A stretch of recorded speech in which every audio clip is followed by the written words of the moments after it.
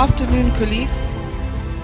Thank you very much. And let's begin perhaps by apologizing for arriving late. We had too much fun at KSD, TVET College. I think the practical side of TVETs, they can be really exciting. Advocate, carpentry, electricity, as long as they can be really exciting. So we took a little bit more time there, and we sincerely apologize for that. We are hoping that we'll be able to make up the time lost. We have interacted before as a committee with yourselves, as the institution, so we're not strangers to one another.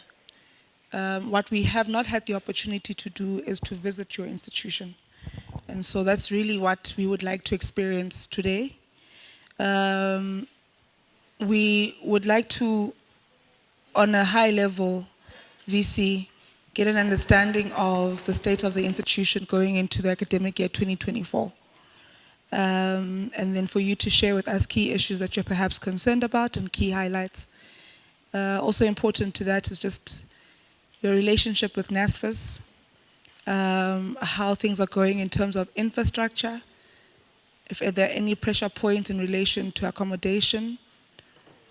I think that would be the crux of it really that is concerning us now. There are some matters that were to our concern the last time we interacted relating to the curriculum and to qualifications offered by the institution. But what concerns us greatly at this point in time is our state of readiness for the academic year 2024, and for us to see the institution. We would like to prioritize infrastructure that is not the greatest. And there, the SRC and perhaps Labour, you can also really be influential in that part. So infrastructure that you are greatly concerned about. And then we'd also like to see infrastructure that we want to show off and say, this is the great work that we've done as the institution, because we do want to tell a good story when we leave the institution. I mean, just sitting here, I think this one is one that we can show off in itself. Also, very important for us is understanding if we've been able to work on these matters within time and within budget. I think that's about it. So I'm Nompendulo Mkhatshwa. I'm the chairperson of the portfolio committee. I'm accompanied by, okay, I see Labour has come to the table. Can I see where the SRC is? Is the SRC here? Just arriving. The president can also come to the table. All right. I'm Nompendulo Mkhatshwa. I'm the chairperson of the portfolio committee. I'm accompanied by members of the committee, Honorable Mananiso, sitting to my left. She's the whip of the African National Congress to the portfolio committee. Then we have Honorable Chantal King. She is the shadow minister of the Democratic Alliance to the committee. We have Honorable Karabo Khachao. She's the deputy shadow minister of the Democratic Alliance to the committee. We have Honorable Sibia from the African National Congress, Honorable Yabo from the African National Congress. We have apologies from Honorable Shikwambana from the EFF, apologies from Honorable Pillay from the ANC, apologies from Honorable Boshoff, FF Plus, and Honorable Zondo from the IFP. Honorable Litsie will be joining us in East London, because tomorrow we'll be visiting Buffalo City College as well as the University of Fort Hare. And then we're going to Rhodes University and Eastern Cape CET, visiting a center in Grahamstown. So that's the component of members of parliament that are here. I see Didi Jisocikwa. Earlier on, we've been with Didi Ngwenya. All the colleagues from DHET, you acknowledged. We are accompanied, of course, as the portfolio committee by our staff component, our researchers, our content advisors, and so forth. I think that's about it from our side. So Chair of Council, I'd like to hand over to yourself. And it's good to see you, VC Songa. I believe Honorable Itia represented the committee. Last year, when you had quite an important event here at the institution. So again, we're not strangers to yourself. So that's about us. That's about it from our side, and that is who is represented from the committee and the department. Yes, so I'd like to hand over to the Chair of Council, Advocate Ngai Toby, to introduce Council, and then we'll take it from there. Or Council and the institution and take it from there. Oh, well, maybe also to welcome us, because this is your institution. No, thank you Thanks, very Advocate. much. Thank you, Chair. We appreciate your presence. We don't take it lightly. You have many demands on your time. And the fact that you've taken the time off to come to a remote institution in the Eastern Cape is something that fills us with a lot of pride as a university. My name is Tembeka Ngai Toby. I'm the chairperson of the University Council. There are some councillors that are here. Let me see. So right at the beginning is our registrar, Dr. Ntonzima. He is in charge of everything that has to do with the legalities of council, the roles and the procedures, etc. So if there's anything wrong with our composition, that's the man to blame. And then we have the chairperson of our Human Resources Committee, Mrs. Jamzashe, who's here. Maybe makaphakamisa isandla. Xa ndithetha umuntu awuphakamisa isandla because akho umuntu uzakwaziwa nguzawutonqoba. Hey, uthetha ngabane. Okay, thank you. And then Dr. Tebelele is very famous or infamous. He is also in our council, and he must be known to anyone who listens to Umhlaba Wenene as Mr. 5 centimeters. Phakamisile, Mr. 5 centimeters, thank you.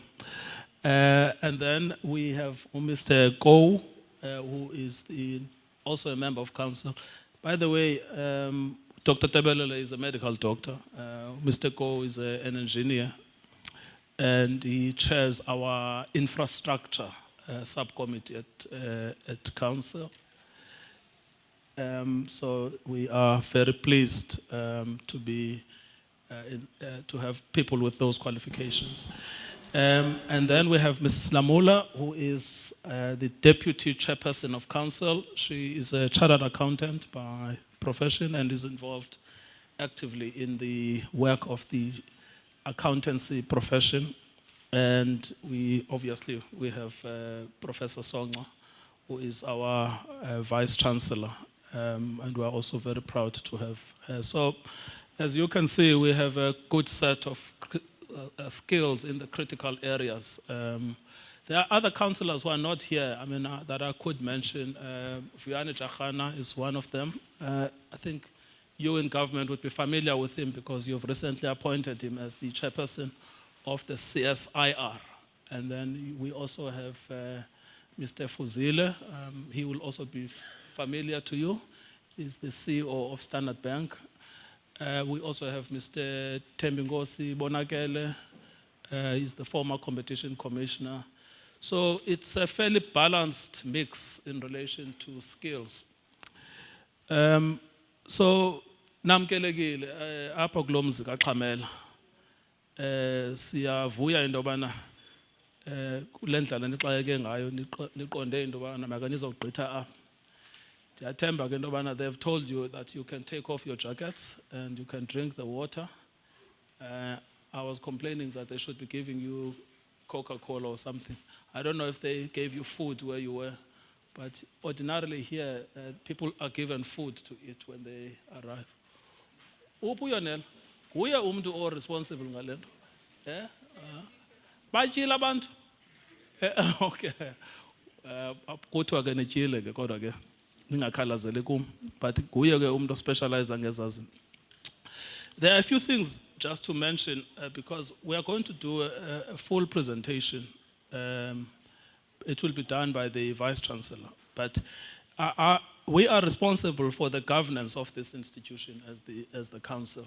So the buck ultimately stops with us. So a couple of things we've been trying to do. Some of them we've been doing them right, others maybe not so right. But the first thing, we've been trying to install proper governance within the institution. So what we found was that the problem was that the council itself was very weak. So council was very weak. Now what that meant is that it did not have the right skills in the right areas. And one of the reasons why that was so is because management basically controlled who got into council. So that was the first thing we had to change, was to rebalance the composition of council, which meant that we had to speak directly to the minister, that what we cannot have is a VC who decides who the council is going to be, because that is the beginning of the end of accountability. So that we have at least managed to fix. The second problem that we realized was that council members were not attending meetings. There's nothing worse. You can kill an institution by people just not showing up. I think we have a 100% attendance rate now in relation to council meetings. Our meetings are always correct. They always start on time and they end on time. We also found that there is a lot of nonsense that is discussed at council, which has no bearing on the future of the institution. People are discussing things that bother them about tender this and the tender that one. So we got rid of those tendencies that debilitate the functioning of the institution. There is obviously the old problem of corruption, in these institutions, which we had to put in place mechanisms and measures to deal with. Now, we don't announce in the media when we have fired someone for corruption. People hear by the grapevine that someone has been fired. And we don't announce as well when someone has been charged by the police for corruption. You hear, because there is a balance to be had about what extent do you actually damage the reputation of the institution instead of addressing the underlying problem. So on composition, I think we have resolved the problem of the composition of council. And on the council fulfilling its statutory mandate, I think we are getting there. It's not yet complete, but it's getting there. Once we had fixed the council, we could then look at what do we do about management. And our VC has been excellent in leading the institution to fill the critical positions. We've advertised now the position of the DVC for teaching and learning. Hopefully we'll fill that soon. The position of DVC for research has been split. Research as well as teaching and learning have now been split, and that's apparently good practice internationally. So we will be advertising that soon. We will be advertising the position of DVC institutional support. Now, we've said to management they should advertise this. The registrar must advertise it. I don't know what he's waiting for. Okay, you will say that we only told him in December. All right, well, doesn't matter. But it should be advertised. We recently appointed deans. I think the full portfolio of deans is now filled. We will be recruiting deputy deans. Now, this may look basic, but it's crucial because it follows the big strategic review of the institution under what is called the rationalization and consolidation strategy. In fact, we told the portfolio committee the last time we appeared that we will be adopting the rationalization and consolidation document. We finally adopted it after very thorough consultations. All right, let me repeat this. It was done after very thorough consultations. That doesn't mean everybody agreed, but we consulted with everyone. So we've adopted it, and it is now the guiding vision of our institution. It is what is going to take this university for the next 20 years. And we're all very excited about it, and we're all behind the Vice-Chancellor in implementing it. The Vice-Chancellor has been spending a lot of time on domestic matters, spending a lot of time on faculties, a lot of time on institutional support.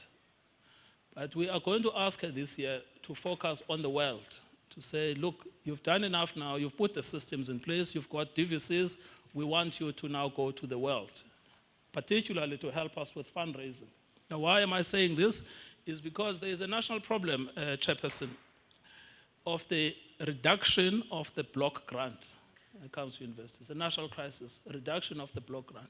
Now, we don't understand why the government is reducing funding available for education in the context where we are short of skills. We don't understand why that is happening. We are countries short of skills. The only way we can function as a historically black institution is government funding. But block grant is being reduced. So we're going to say to the VC, your primary mandate now is no longer internal, it is external. It's particularly to get us funding. There's a second problem, Chairperson, I need to highlight. It's the problem of NFSAS.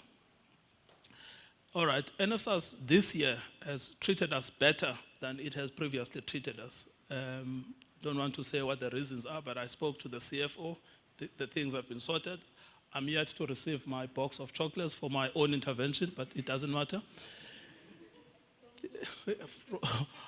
People know where I intervened, but I don't want to expose them.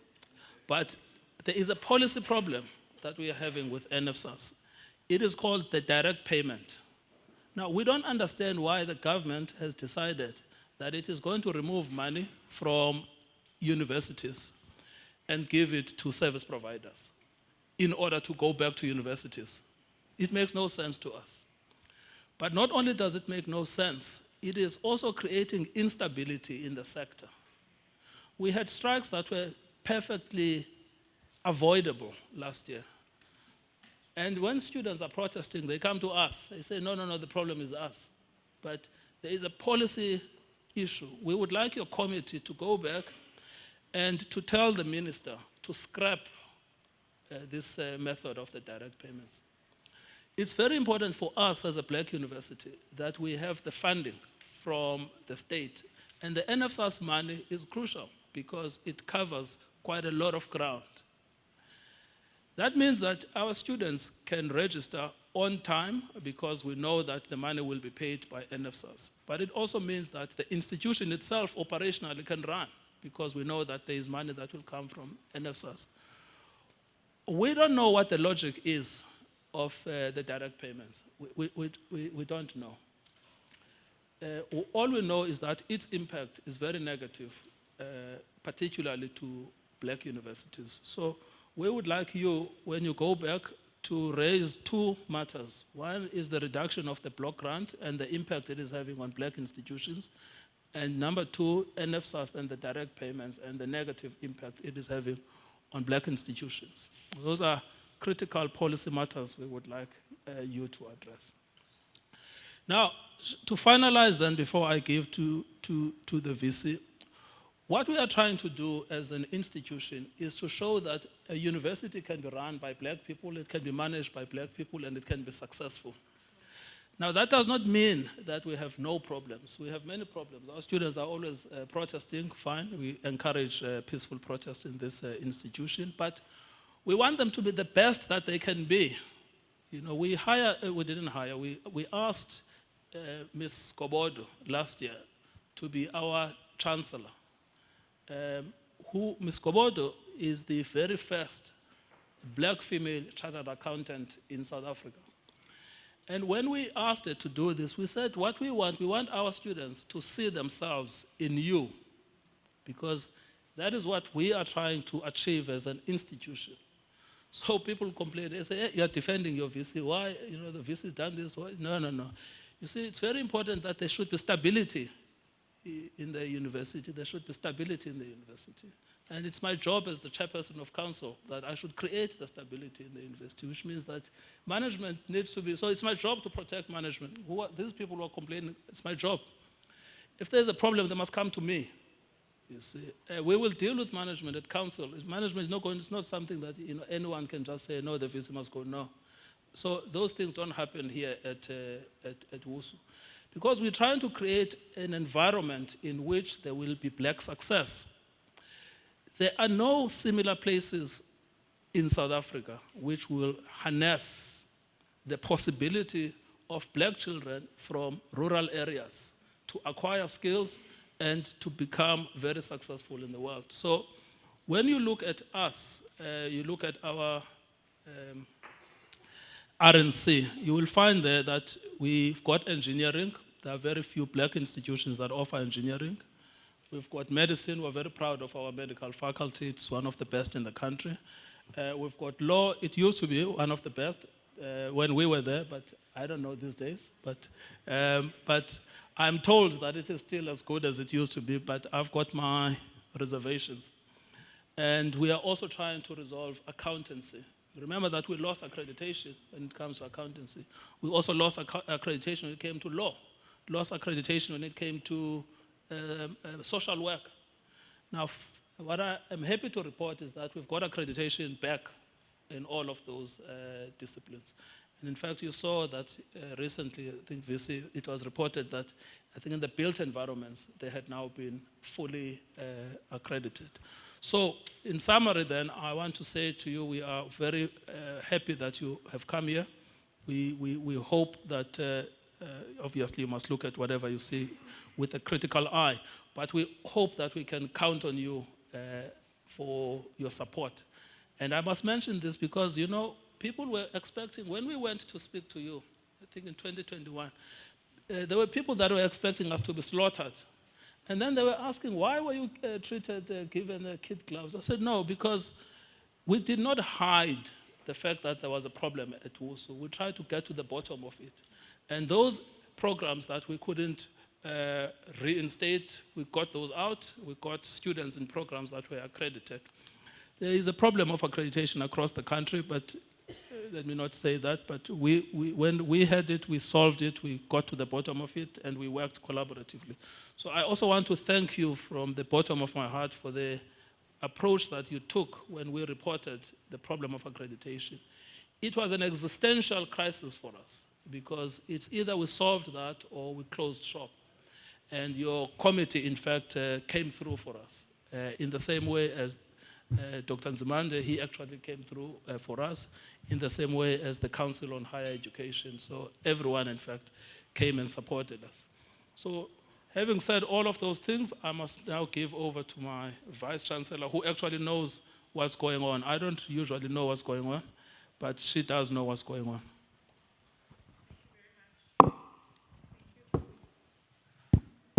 Thank you very much, Chair. I'm going to VC, and members, I hope you will allow me to just give us a way forward that can help us achieve what we would like to achieve within the limited time that we have. You know, people say we don't afford TVET and CET sufficient time. I think you can attest that because it's really important that we give that sector sufficient time, investment and dedication. And I hope that you are partnering with the TVET College however you can.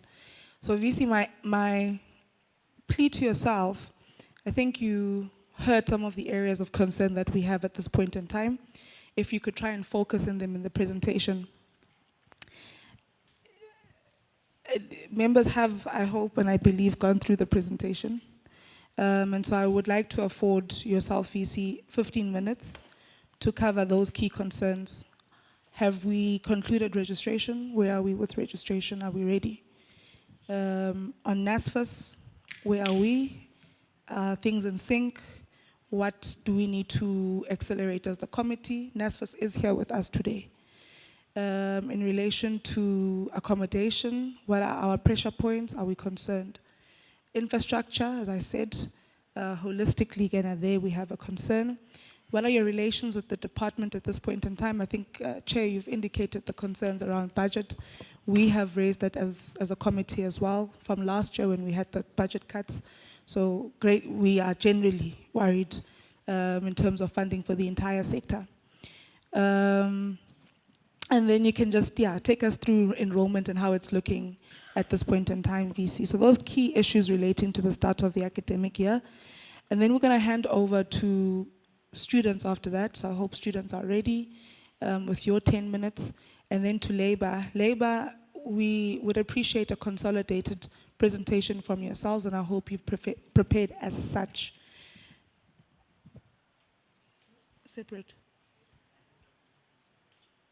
So we don't have a presentation from Labour, SRC. We don't have a presentation from both stakeholders. So we don't have a presentation from Labour. We don't have a presentation from SRC. If you have a presentation that's ready, please do forward it to Mr. Kabingisi. He's sitting here. If you don't, colleagues, that's not how we operate in Parliament. We were supposed to come here last week, but because of instructions from where we get instructions from, the parliamentary program had to be rearranged, and so we could not come last week. And so we've come last week. So in essence, stakeholders would have had to have their presentations ready by last week already. So if the presentations aren't ready, that's really unacceptable. That's not how we operate in Parliament. I also want to say to workers and students, this is an official meeting of Parliament. Therefore, anything that you say in this room, well, actually to anyone, now if you see us, now a chair, you're protected. Let's protect abasebenzi and students, but sometimes you also need protection. Not sometimes, you also need protection. This is an official sitting of Parliament, so anything that you say in this meeting cannot be used against you outside of this meeting. Right, so I'd like to hand over to you then, VC. It's 15:32 and you have 15 minutes. Thank you very much, Honorable Chair. I will not go through my presentation slide by slide, but I will undertake your approach in terms of just dealing with the issues that are pertinent to you and the other honorable members. In terms of our academic readiness, we started our admissions last year, and we continued into this year in terms of ensuring that our F10 students get registered, including our returning students. And in that regard, in as far as that is concerned, we have 62% of our students have indeed registered. We had a target of 7,320 F10s, and I'm pleased to announce that 6,277, meaning 84% of those students have indeed registered. Of course, the stats is not static, and we're sure that by the end of the week, and we are hopeful that will be done, at least with the registration of our F10s. In terms of the funding of those students, 75% or so of our students, of course, rely on NSFAS. And I must say, Honorable Chair, that this year has been a good year for us. In as far as the funding of our students are concerned, we did get monies for that, and we were able to start the academic year. And while still on the funding, Chairperson, I must state that we have deliberately consolidated our relationship with NSFAS. We engage, whether we have problems or not, because our approach is to ensure that we strengthen our relations with all our important stakeholders, being NSFAS and of course the Department of Higher Training, Science and Innovation. Now moving to our performance in terms of our academic performance, we have registered a decent success rate, especially in the years under consideration being 2022 and 2023. We do have dropout rates and our percentage there is 13%, but our retention rates are impressive. We stand at 67%, and we believe that it is because the students who choose to come to USU really want to be here. Our graduation rates are at 19.3%. That's an area that we need to strengthen. However, Chairperson, we also must note that in as far as our success rates are concerned, the stats under 2023 are provisional. because we have summer schools and therefore we're awaiting results from those summer schools, and also the interventions that we put in place for those students who had 1 or 2 modules outstanding. So that percentage is bound to change. Again, just to note that from this year, we have indeed rationalized. We no longer have duplications, and we have the expertise in one space, and we believe that because we're no longer duplicated, we're streamlined, that will have a positive impact on our success rates as well. We have indicated the programs that are part of work integrated learning, and what you see there in the presentation is just examples. There are more, but we just thought that we should give the honorable members an idea as to our work integrated learning efforts. And what we have done as part of rationalization is to ensure that each and every faculty has a work integrated learning person, because we are also keenly aware of the fact that the disciplines are different. Therefore, their work integrated learning interventions will also be different. Moving to research performance, Chair, as this new administration, I must say this is where we have done exceptionally well. We started from the bottom, as you can see also from our stats, but we were intentional in terms of the interventions and the conversations that we had with our lecturers. And my view was that as an academic, research is equally important, because it's not only about the research that you do as per your discipline, but also research that you do in terms of how you conduct your teaching and learning. You can see, Chair, that exponentially we have increased our research output. If you look at 2019 and where we are now, you can see that those interventions that we put in place do actually are helpful and they are successful. Having said that, Chair, part of the thing that I also drove aggressively is to ensure that our staff members, researchers are NRF rated. That is important. It's not about the rating per se, but it's also about what that rating means, meaning that you are able to be evaluated by your peers nationally and internationally, and it also says that the work that you do is impactful. That is critical given our geographical footprint. We are in the Eastern Cape, rural, and therefore, indeed, it is expected for our work to be impactful. Therefore, if you look at how we have grown our NRF-rated researchers, you'll note that in 2019, we stood at 14 and we're at 31 as we speak. We submitted 20 NRF applications last year, and the results are trickling in.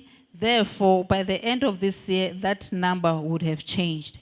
One of the things that were a pressure point for us, Honorable Chair, is the fact that most of our academics did not have the highest qualifications.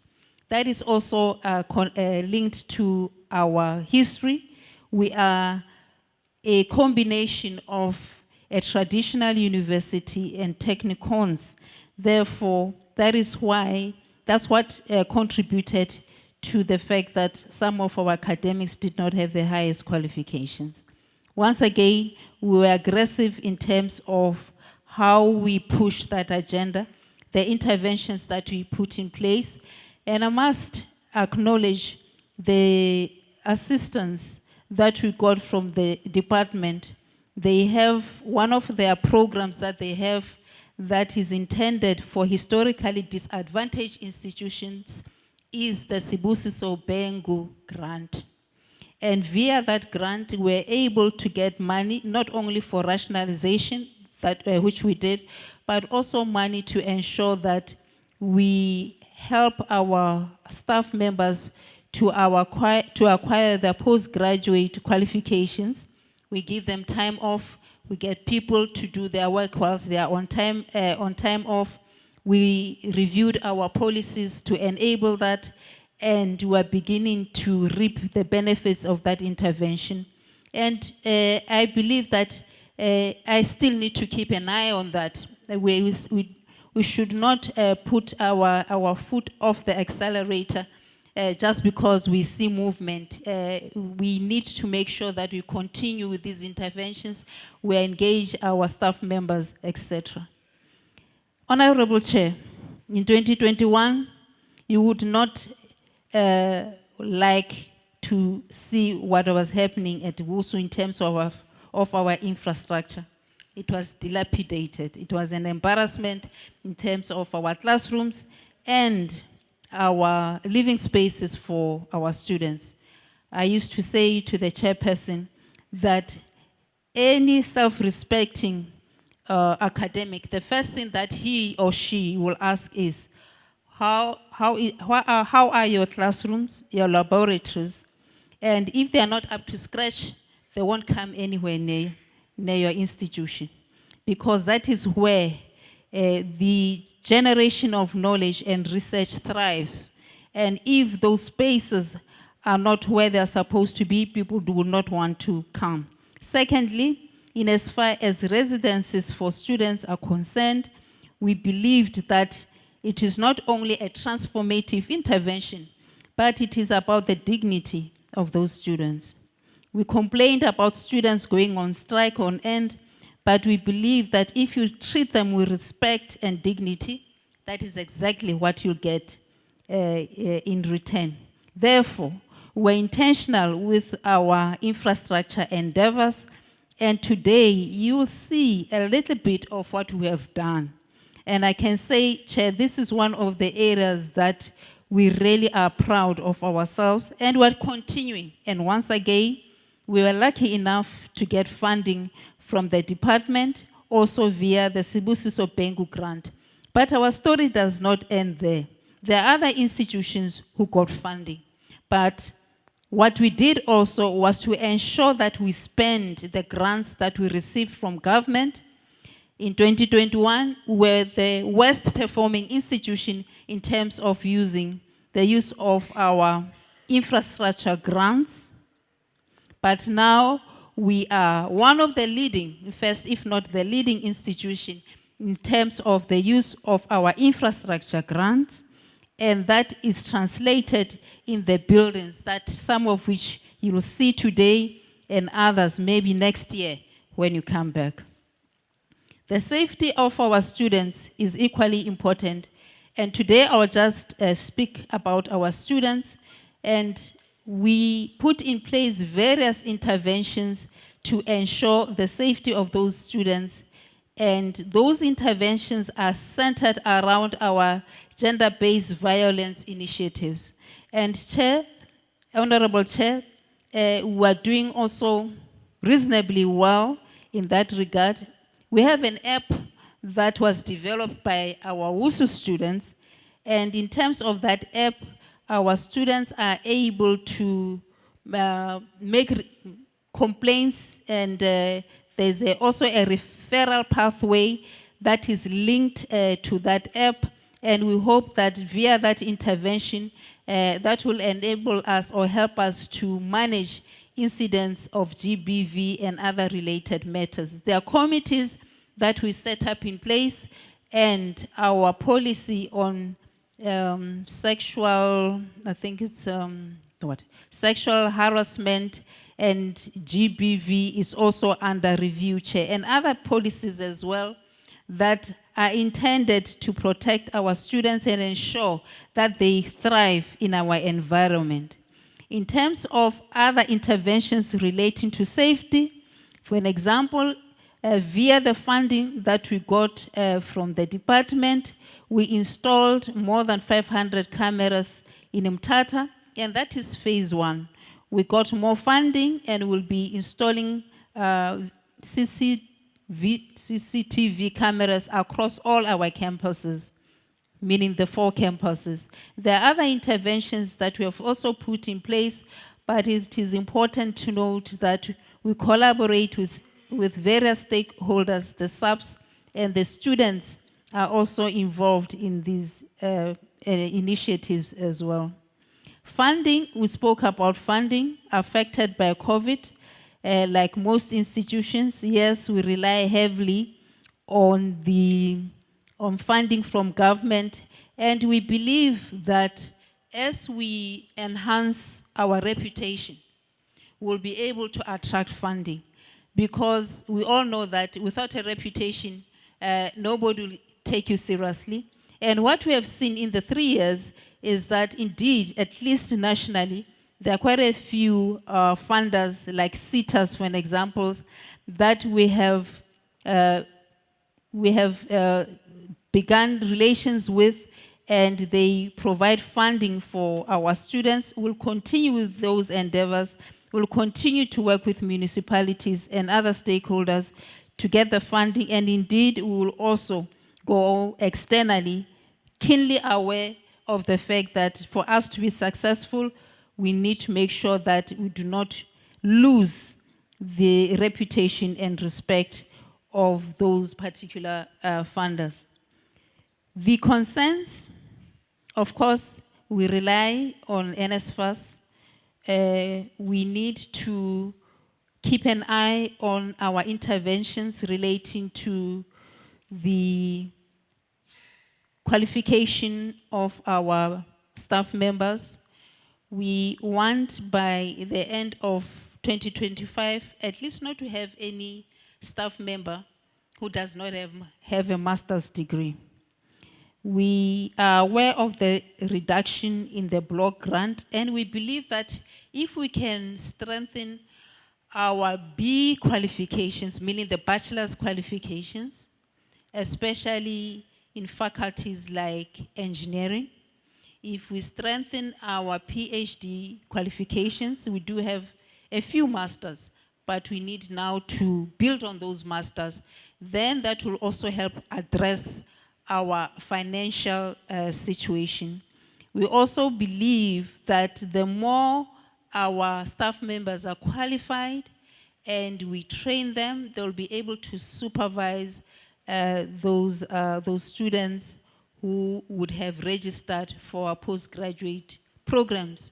We believe that if we collaborate and we co-badge, we'll also be able to fast-track that initiative, and by implication, we'll be able to get our financial picture corrected in as far as that is concerned. Successes, if we continue to monitor our progress, encourage our researchers, get more postdoc research fellows, and other interventions will continue on this path of research productivity, which is promising at this point. We have staff members, if you look at our presentation, that have obtained their masters and their doctorates, but we are aware that we still have a lot of work to do, so we need to continue to focus and make sure that we do not drop the ball, because if we do everything, and we need to also to ensure that we institutionalize these interventions. We have a nice pipeline. If you look at our profile, we have about 40-something% of our academics with masters. That's a nice pipeline. We need therefore to ensure that those staff members, they proceed to their PhDs. We need to monitor them to make sure that they complete their PhDs, and that will have a rippling effect. And then streamlined our processes through rationalization and consolidation. We believe we'll not have, again, a problem with our accreditation. Honorable Chair, all our programs are accredited. We are monitoring it. I do not sleep on that one. And we are introducing, as we go, new programs reviewing, and we are going to have a schedule so that we ensure that nothing falls through the cracks. And the review is going to be systematic, not only of programs, but also of modules, just to make sure that we stay current. And also we have new exciting programs that are in the pipeline, like your agri-tech, and we're collaborating with the Tsolo Agricultural College. Thank you, Chair. In as far as that program is concerned, and I think I have responded to, yes, we're going to show off, Chair, our infrastructure. We want to show off our staff members who have obtained their qualifications. They are also very proud of themselves. Show off our NRF-rated researchers, and show off everything that we have done in the 3 years that we have been on board. And I want to thank you, Honorable Chair and members of Parliament, thank the Chairperson of Council and members of Council and other stakeholders who have supported us and cheered us on even in difficult times. Thank you. Thank you very much, VC. Shame, Chair wants to clap for you. If only that was allowed in committee meetings. So there's a silent clap in the room. Thank you very much to VC Songa.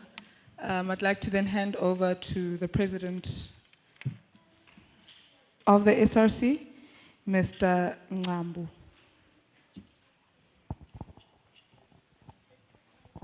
President, you have 10 minutes. And I think we've already indicated that we don't appreciate the fact that you don't have your presentation. When members engage with stakeholders, we want to have read through your matters, your concerns, your suggestions. We don't want to lose you when you are presenting. So in the future, colleagues, please let's make sure that we cover that. Over to you, President. Thanks very much, Presiding Officer, for this opportunity. And once again, let me introduce myself. Speaking here is Pilela Ngambu, the SRC President. I'm also here with my Secretary General, No Lufefe Tabata, over there at the back. I would like to greet the University Management Executive, I can say, present in this gathering, led by capable Prof. Songa, and also the delegation from Department of Higher Education and Training, and also the university unions are available in this gathering, and also the council available here, led by capable, honorable, I can say, Advocate Tembeka Ngwaitobi. First of all, on our side as the university is in a phase of transition, which is rationalization and consolidation, which was implemented last year. I think if I recall very well, it was on the 26th of May. Hence, I recall these days because it was introduced and implemented in my birthday on that day. Let me move with that. From the student's perspective, the state of affairs at the universities is undeniable under student. We can't run away from that. And also to that, the university fails to meet the needs and expectations in several crucial aspects of students. Firstly, the quality of education provided is super and with outdated teaching methods and lack of investment in modern technology and resources. Also to that, furthermore, the limited campus facilities and insufficient student services contribute to a general feeling of neglect among student body. Additionally, there appears to be a lack of transparency and accountability within the administration in the university management.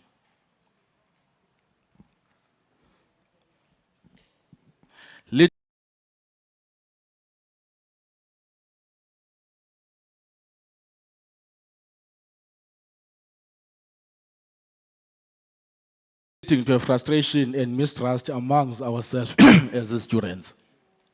Overall, the university disregard for student satisfaction and well-being indicates as drop-rooted problems that urgently requires an attention for any hope of improvement.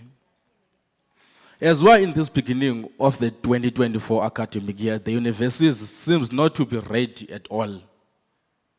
There are countless outstanding issues affecting us as students who are in the transition period of RNC, and students are moving from different campuses due to the implementation of rationalization and consolidation. But in some of those campuses which students are moving to, you find that there is accommodation. Even those of students are moving from different campuses, but you find that there is a lack of student accommodation. Even those that are available are not conducive to accommodate our students. So, as student leadership, we will vehemently avail ourselves and argue the institutional management in hope to see the students accommodated comfortable during these movements. As things stand, it is undeniable. It is an undeniable fact that students are faced by challenges that we wish to see the university quickly address them. We are in the period of registration. In many issues we are currently facing as this university, as primary stakeholders, which is us as students of this institution, is the registration. We hope with the resounding progress on the registration, as we are currently having plus minus 19,000 students so far, we then have few challenges under registration as to, number one, note there is that are funded but not yet in delivery of what we need and we think is for the betterment of our students. But we had robust engagement with the university, with the relevant university managers, in trying to challenge this issue that students can be allowed to register as soon as possible. And also to that, this thing of registration is very problematic because you can see that majority of our students, in terms of their NSFAS statuses, they are clear to register, but we don't know where the deadlock is. I can just make a practical example. As the president of this university, I'm not registered. I'm more like a community member. But if you can go to my NSFAS portal, I'm fully funded by the NSFAS. That simply means that I'm eligible to be funded. In fact, to be clear to register. So we are struggling to know where the deadlock is. We had robust engagements with the university managers, but it seems like there is no difference at all. We are struggling to understand where the problem is. Our brothers and sisters, they are outside of the system today. We don't know where the problem is. We used to address these issues in the management, but it seems like there is no difference at all. Going to the academic exclusion, as student leadership and the students at all in general, we do acknowledge and respect the policies of our universities, which is WSU. Currently, our brothers and sisters are being subjected to an unfairly academic exclusion, which is called Rule G7, according to the prospectus of our lovely WSU. It does not make any sense of logic to subject students to an academic exclusion while we are in this period of transition of RNC. I'm pleading with the university executive present here to suspend at least an academic exclusion only for this academic year 2024. Admission of first-time entering students. At this time of the year, the university is expected to admit first-time entering students, but our university, it seems like our university seems to be doing the opposite of that. Our brothers and sisters are being emotionally abused by this university. How? Because they got admitted and the students paid the registration fee to the university. Then later, they are told that the program is full or the program you are being applied to is full.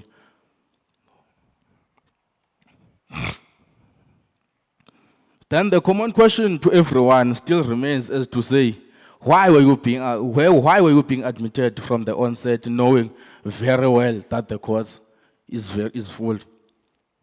Where's the sense of logic on that? The students paid the required registration fee. They got admitted, remember? Then when they are about to register, they are told that the course is full. Where's the logic on that? But yeah, with the hope that our university management will try to fix that challenge as soon as possible, because that is one of our issues we are facing, and we have been raised these issues several times with the hope that they have noted that. We consistently raise these issues at the boardroom in our meetings with the university management. They are aware of them very well. And I saw it is absolutely necessary to also raise them in this platform with the hope that they will rectify them as soon as possible, because as student leadership will seem as if we are failing our messages on the ground. But the university is subjecting us to this failure.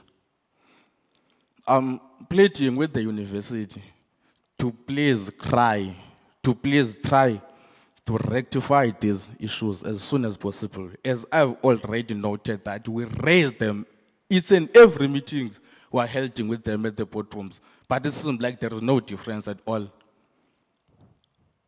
I thank you.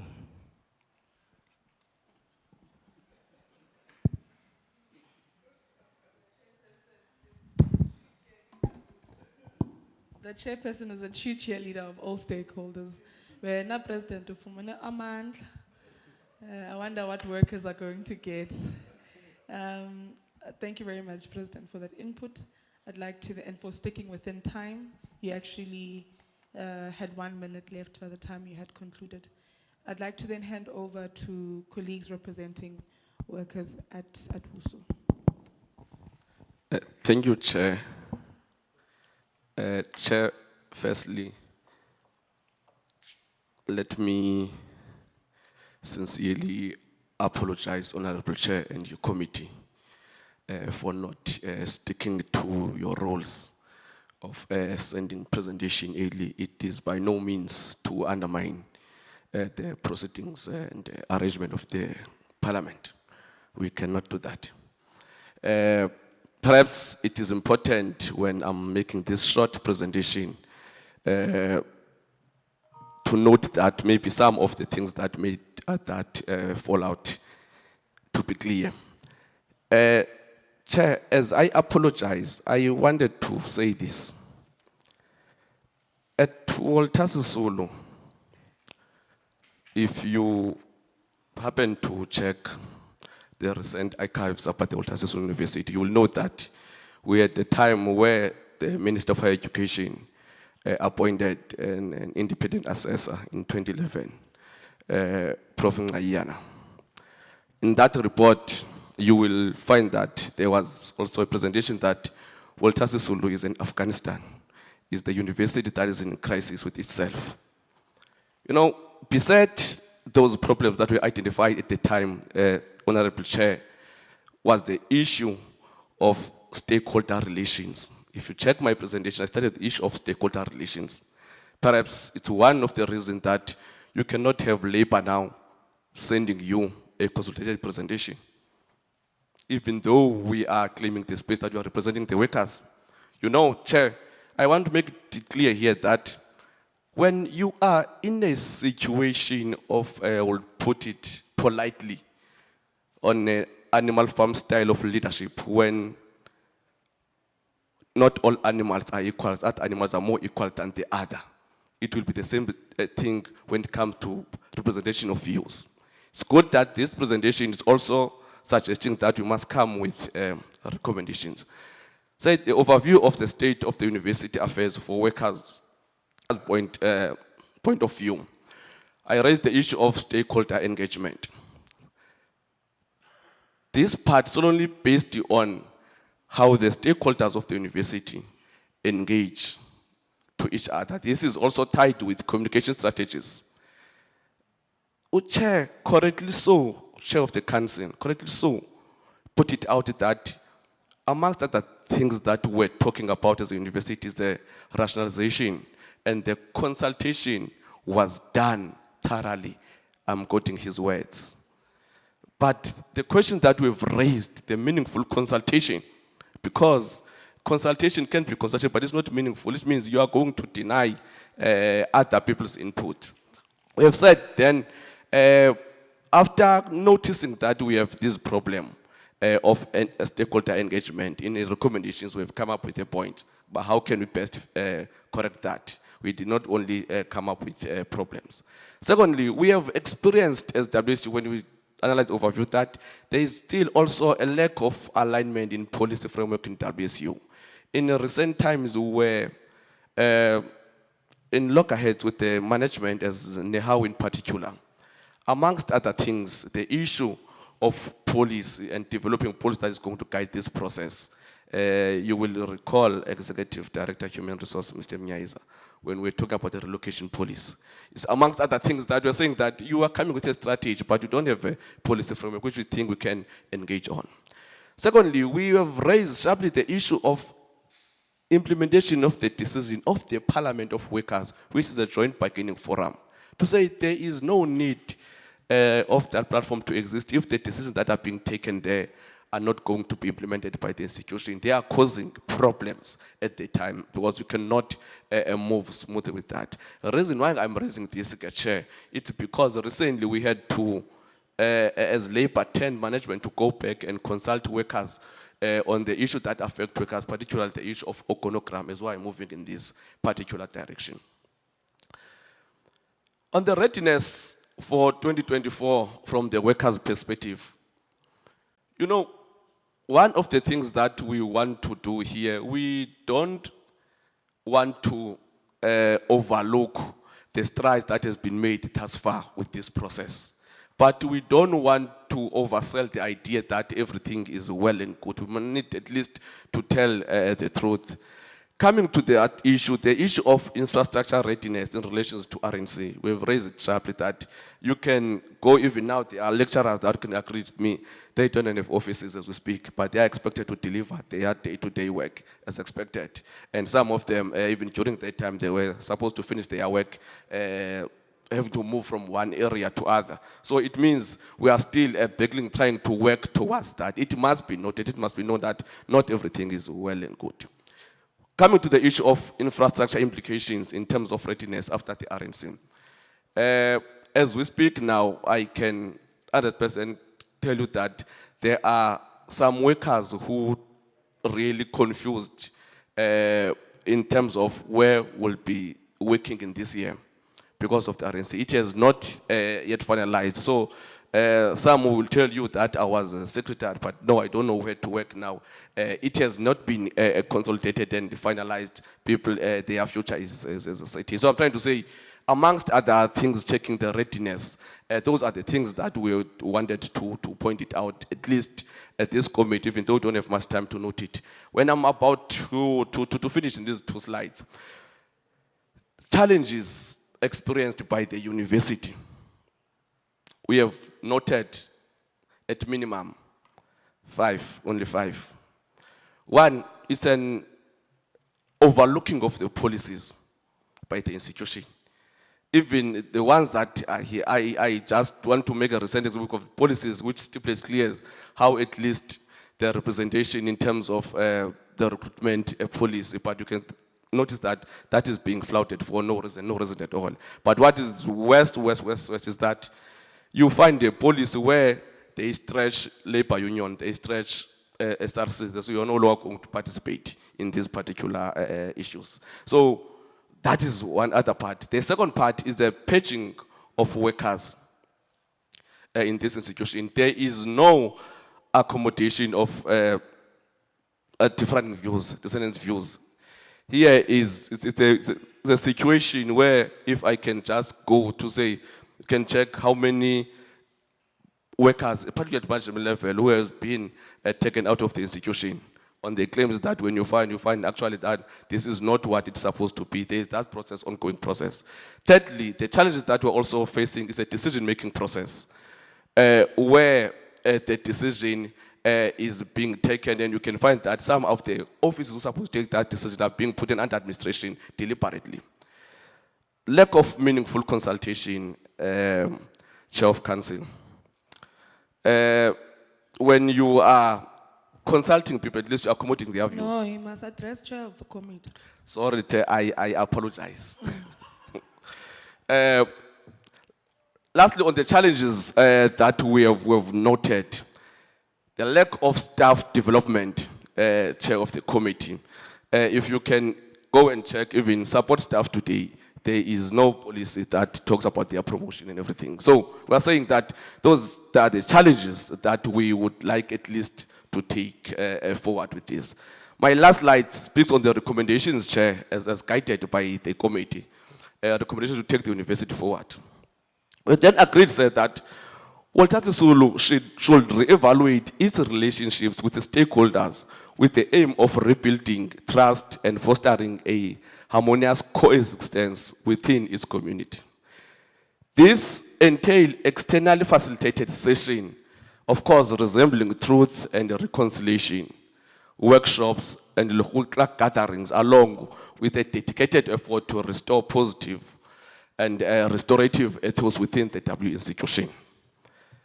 The second part that we are recommending, in particular, Chair, is the reconciliation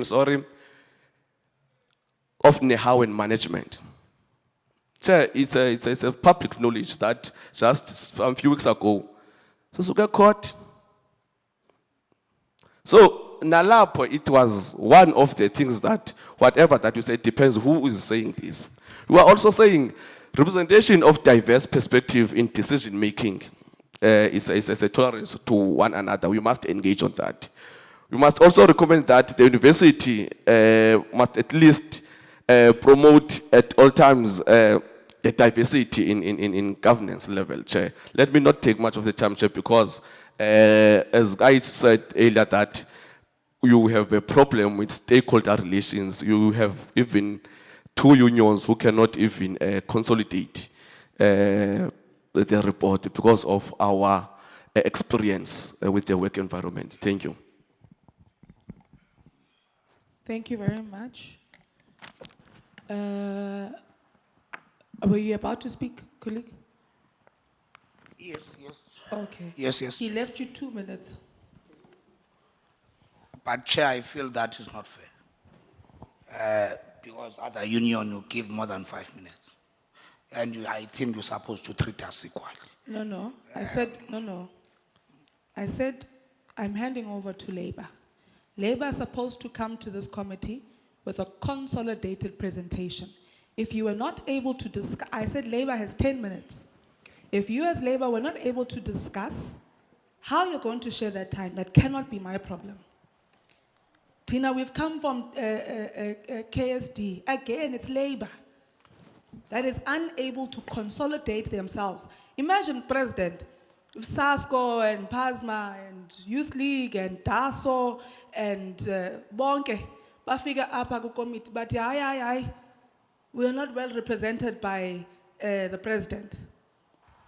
There needs to be a way, and DDG Socikwa, DDG Ngwenya. I don't know who's here from not corporate services, policies. That's,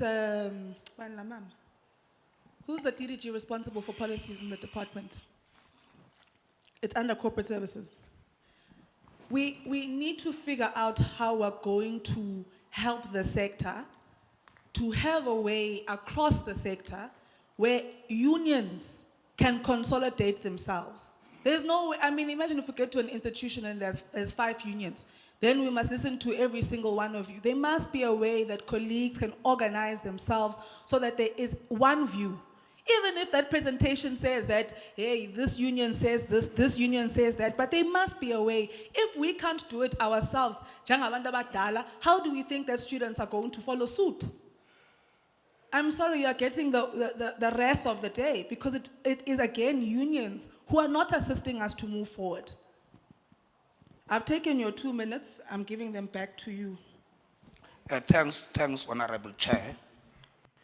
Let me take this opportunity first to greet the committee from the parliament, of course, leaders from Department of Higher Education,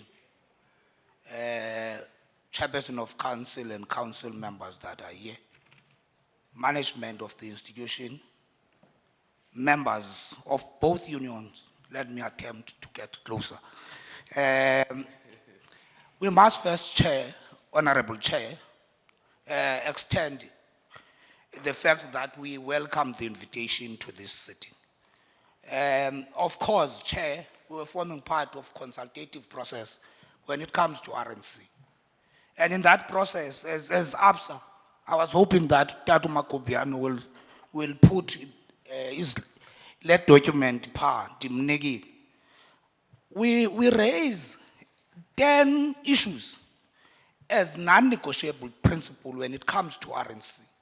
But amongst those issues, we said no job losses. And we still maintain that.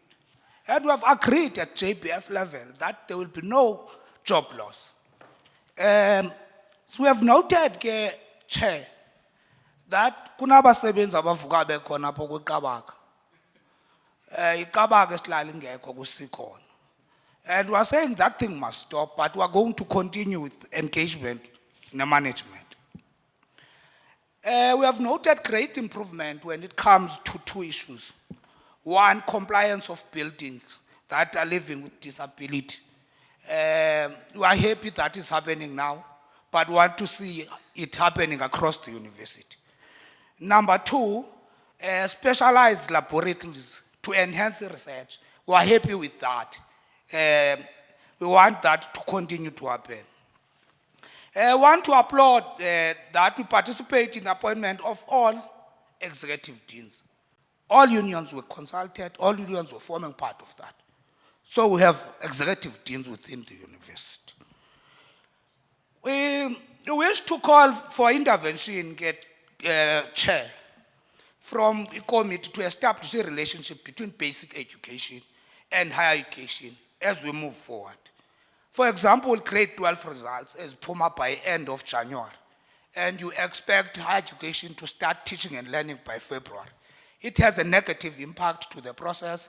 It has a negative impact to the implementation of the process itself. So we want to request higher education to facilitate a relationship between higher education and basic education. I'll skip other issues for the sake of time. The next issue, Chair, we request Chairperson of Council raise this, a funding formula to balance the imbalances of the past. I made a typical example of three institutions: Walter Sisulu University, University of KwaZulu-Natal, and Univenda. Those are the poorest of the poor universities. But when it comes to funding, uthathi imali uyiseka apha eCPUT, whereas abantwana abanemali abase Eastern Cape ba-apply eKapa and leave Eastern Cape knowing that is poor. So the funding formula must address those issues. We are raising this, Chair, that the statute of the university must be finalized. We can't continue addressing the issue of statute forever, amen. That statute must be finalized, and that will be a living document of this university.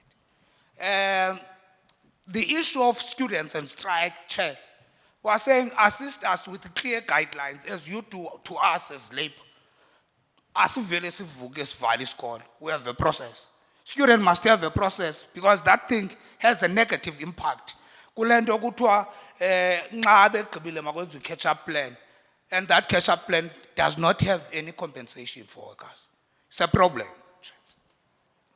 We are saying, Chair, on council, because the university does not exist in ivory tower. The university exists within the society. Therefore, we are saying council must add 2 traditional leaders in a council. We avoid lendolwake Dr. Tebelele ngemihlaba.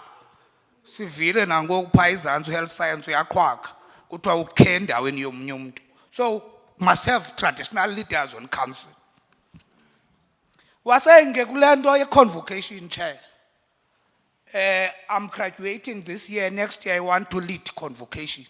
which impact that I'm going to do. We're saying as Labour, there must be a cooling period of 5 years. You graduate, you wait for 5 years, then go for convocation. We're tired of everyone want to form part of convocation. There must be a clear cooling period. We are saying, comrade, lento ye-IF. IF yaphelelwa lixesha ngoSeptember. Usanamadoda acwetshisa izihlangu abesithubeni azibiza nge-IF. We are going to take a stand on that. IF mayonyulwe, ngabukho madoda i-IF kodwa ayikho. In conclusion, Chair, let me just say we appreciate Chair ngokubizwa apha. We wish ninga continuous usibiza so as to ensure WSU have a clear direction. Thank you very much. Consistent ke usihlalo wale institution. Thank you very much to Labour for their inputs. If that presentation can kindly be sent to us via Mr. Kabingis. All right. Oh, now I'm scared to call the IF. 'Cause like, who are they?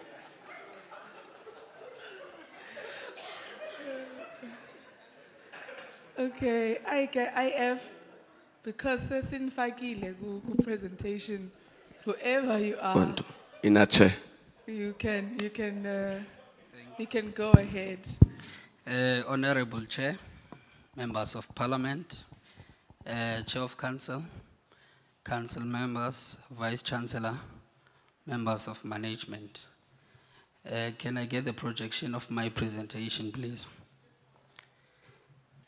I was given a guideline to speak to a few factors, the overview and state of affairs of the university from IF perspective.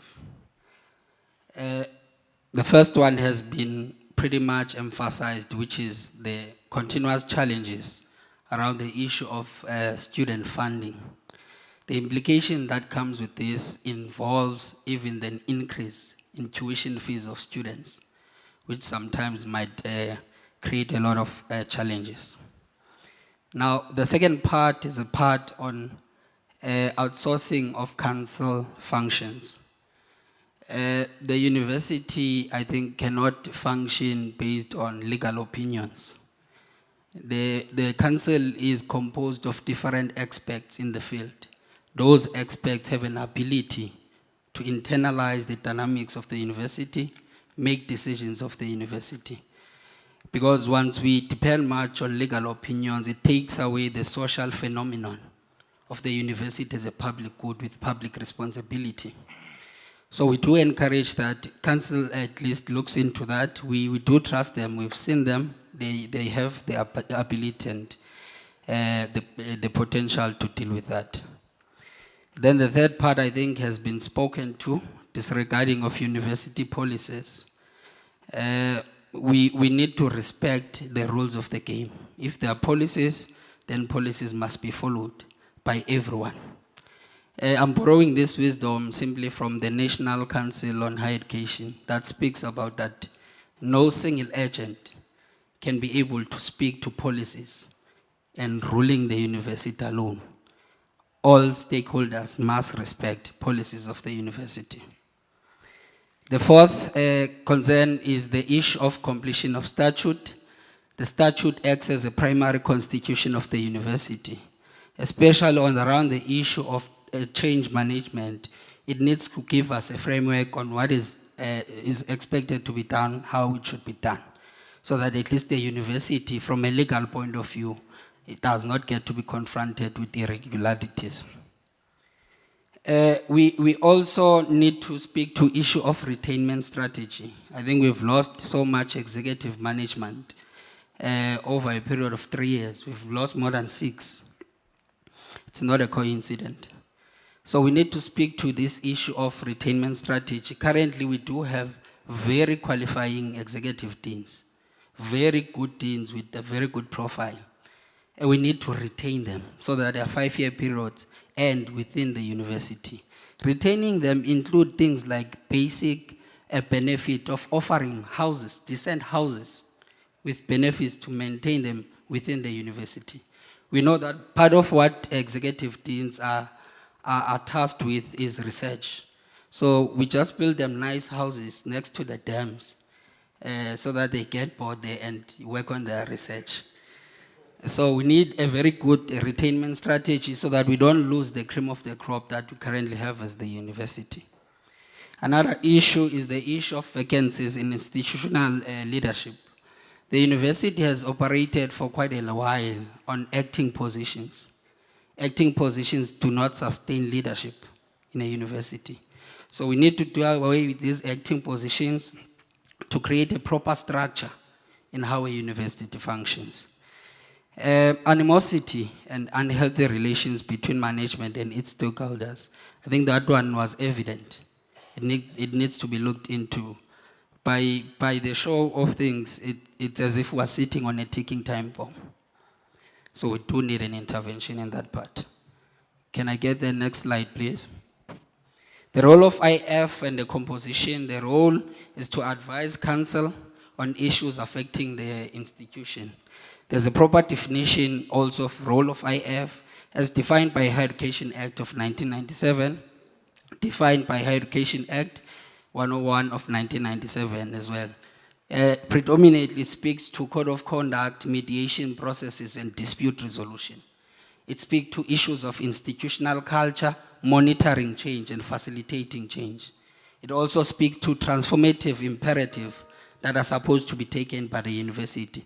Then lastly, it speaks more on policies and policy compliance, hence my first point about policies. Can I get in the next slide, please? That is the composition of IF. We've got 2 council reps, 2 senate reps, 2 institutional management reps, 1 equity committee rep, 4 non-academic representatives, which are composed by different campuses. We also have 4 academic reps that are composed by 4 campuses. We have 1 convocation rep, 1 transformation rep as a resource person, 2 recognized labor unions, and 1 ISRC representative. The readiness, now I had to make a decision whether to look at it from a macro or a macro point of view. So I've tried to look at it from a strategic point of view and not too much on operations to allow other stakeholders to speak into that. The appointment of academic leadership, that entails deans and HODs because that speaks to the academic project of the university. So I think from that point of view, we are ready. Also, HODs will be responsible for allocating subjects and so forth so that the teaching and learning process does not get to be delayed. 2, now this one is a bit of a concern, completion of human resource placement process. Those workers that have not been placed yet post the change management process, it creates instability, uncertainty, and ambiguity. So I think that process, we know that ETHR is doing a good job in trying to fast track that process, but we're saying the good job must be exceptional now so that that process gets to be completed. So this part will then speak to the stability from a human resource point of view so that we know that workers are well taken care of. Then the third point is student allocation on residences. This process has not been completed, and I think is what the university should prioritize, so that we make sure that students are well allocated in terms of their residences. Then on my last slide, we need an urgent recruitment. These are recommendations. An urgent recruitment of university leadership, the DVCs, DVC research, DVC-IS. We propose that before the end of first term because we need to speak to that structure of the university and not act on these positions. Then the statute review process to be completed as well before the end of first term. I think I did indicate the significance of a primary constitution that governs us as a legal entity, which is the university. Then the third point must be speaking to transformation of funding framework and also curriculum. I think these ones are informed by the current dysfunctionalities of NSFAS, and also the 2015 decolonization revolution, which was waged by students. So we need to produce graduates that are fit for purpose, that speaks to curriculum and how we craft our curriculum as a university. Then the funding framework also speaks to an ability to learn that we cannot spend more than we can afford. The university needs to be sustainable financially, and that needs to be our priority as a university. Then number 4, we need to look at a clearly defined dispute resolution and mediation process to encourage consistency, to encourage good principle of governance, so that today andifike Kabikango ndigxothwe ngomso when the president aphinde enze the same thing as me yena angagxothwa.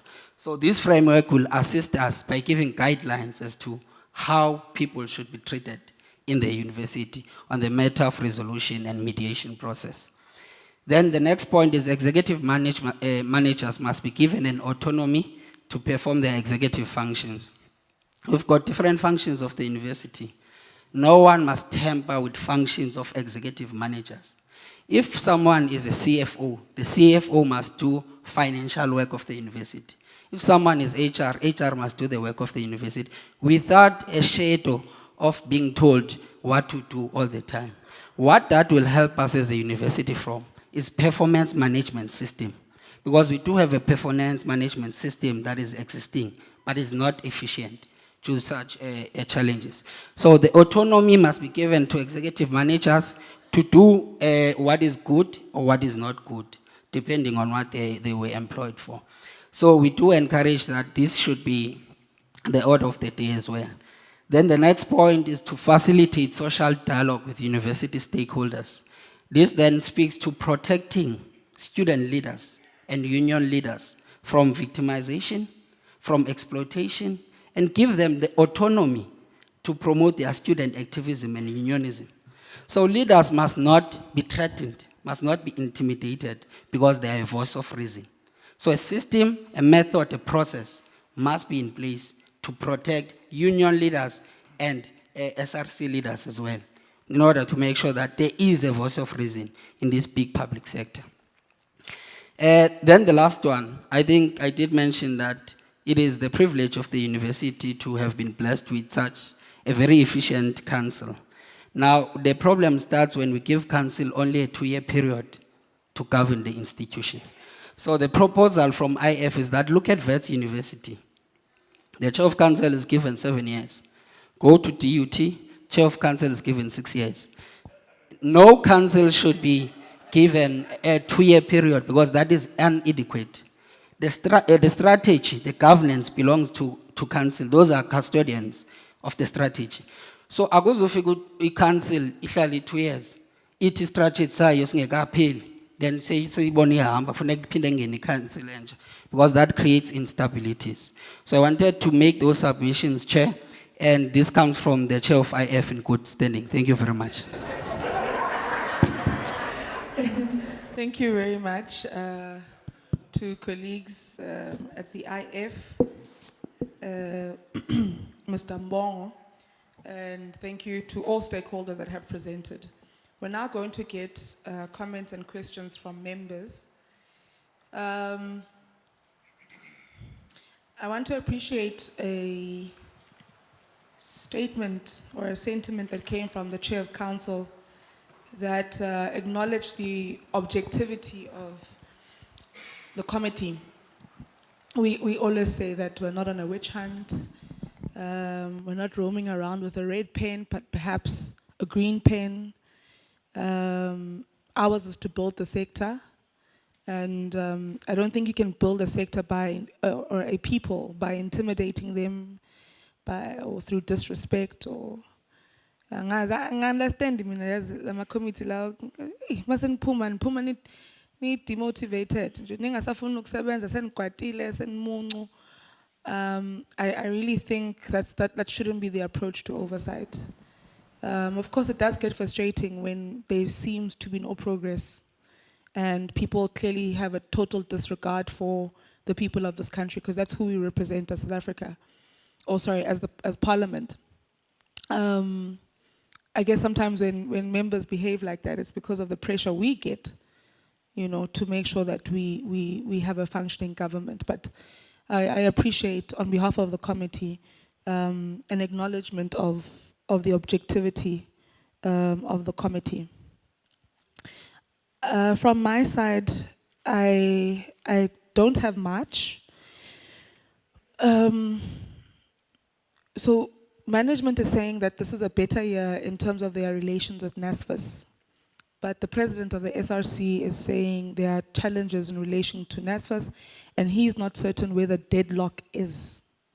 So we are having different experiences, colleagues. We need to try and find each other. Maybe President, after this meeting, the colleagues from NSFAS are here. Perhaps you can have a moment with them. I don't know if the colleagues from finance are also here from the university. If they can be in the same discussion that the president is having with NSFAS, so that we don't have a differing experience with NSFAS. VC, I think you mentioned that we should be wrapping up with registration towards the end of this week. But however, when I looked at the presentation, we have quite a number of students that have not yet registered. I think it was showing about 10,000.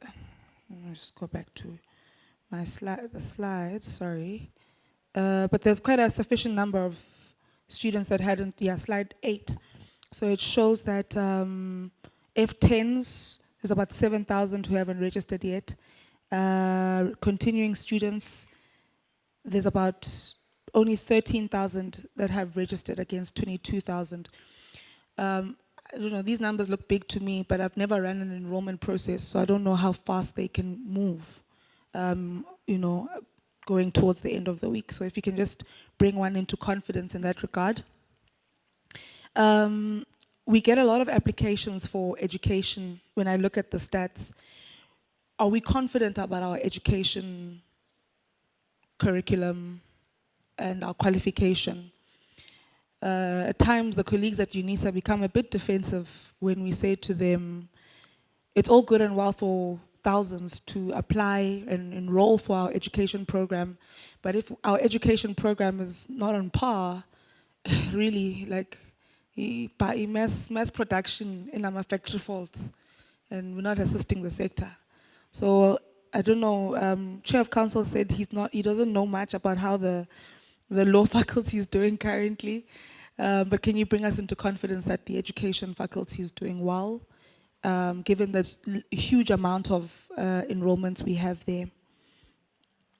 I'm also concerned about the success rates, and so like you try and match enrollment, and then you look at the success rate within that particular qualification that has the highest enrollments, then you get nervous because you're like, we're not even doing as well as we should be doing. So that's a concern. I mean, in 2023, our success rate for education was, my spectacles, was okay. Well, it's high, but it's declining. So if we're at 94, then we're at 90, then we're at 90. Then we were at 89. So it went up, went down, it went down again. If you can just bring us into confidence on what we're doing to stabilize the success rate in that regard. I'd like to also know, and maybe the president as well, I don't know if someone representing education, academics in particular, could it give us an understanding on whether or not students are taking up the opportunities that we're providing through the teaching and learning enhancement opportunities. So you have these programs in place to help teaching and learning, but are students taking them up? 33% students are exposed to work-integrated learning. How many do we need to ensure are getting the work-integrated learning? So what is the actual target of students who should be getting work-integrated learning? We welcome that the majority of your staff have masters and doctorates. That's really brings some sort of but confidence. Your staff have masters and doctorates. also really excited to see that a lot of your researchers are NRF-rated researchers, because I must say that, you know, those NRF awards are very uncomfortable for me to be handing out so many awards to abantu abangafani nami. You know, on top of that, I don't even have, like, you know, some of the qualifications that are needed, but you're standing there, these people don't even look like you. So, I mean, really, if we want to soon have more people who look like the majority of us in this room being acknowledged as A-rated scientists, we need to make sure that we get a lot of our researchers rated by the NRF and that they're supported. And that's a continued concern of the committee, postgraduate funding, and that's something we'll continue to advocate for. I think it will be important, on a lighter note, to also release a statement as a committee. Maybe when we release our statement on oversight, we must also include the fact that your qualifications are all accredited. Because what we have acknowledged is that when things are bad, everyone knows and everyone's loud about it. And when things are good, people just seem to not see, you know, but the stigma remains.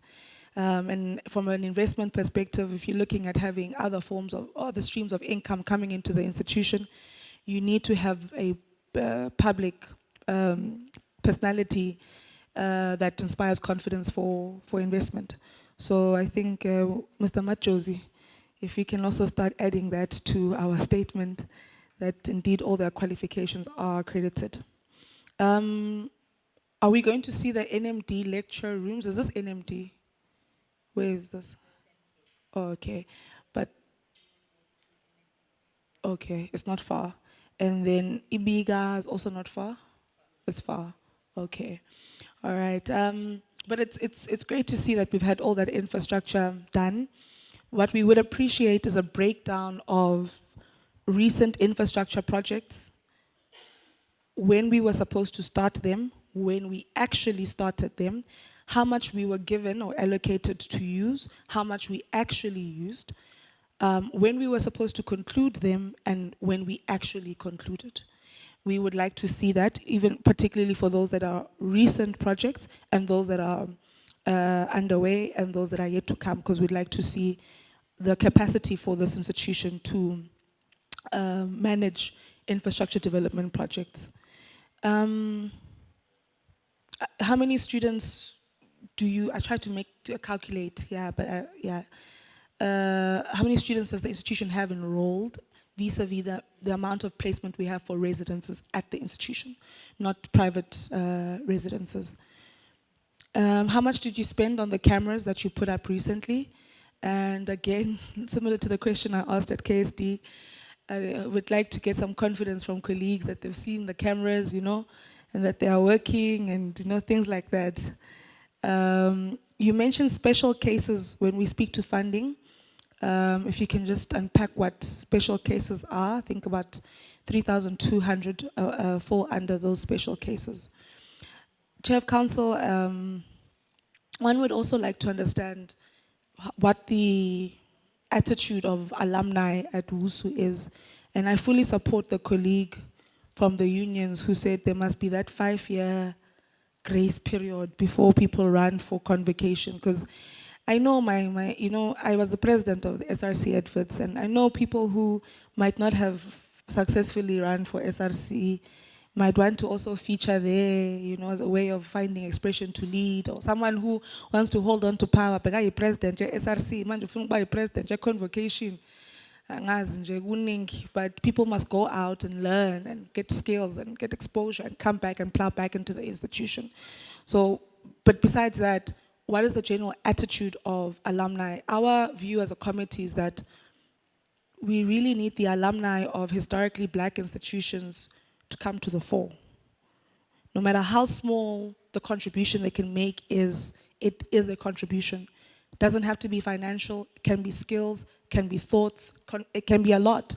There's a lot that goes into running an institution, and it's very important to have a cohort of people who can invest whatever it is that they currently have to ensuring that these institutions excel. And ngeke sihlulwe amabhunu, ngama-UP, nama-Stellenbosch, nama-Becker, lena yase Free State, yabo, yeah. Um, I want to also appreciate the presentation from APSA, particularly because it came with a lot of recommendations. Yeah, I don't think there's, I mean, you know, whether or not we agree entirely with all of them, but the mere fact that there's, you know, an element within or a stakeholder that is making contributions on how we can better the institution and better the sector at large, that is greatly appreciated. I think I've mentioned the issues relating to the SRC around NASFAS in particular, maybe members can note the other ones. Many stakeholders have mentioned the issue of the statute. Can colleagues give us an update on what's happening there?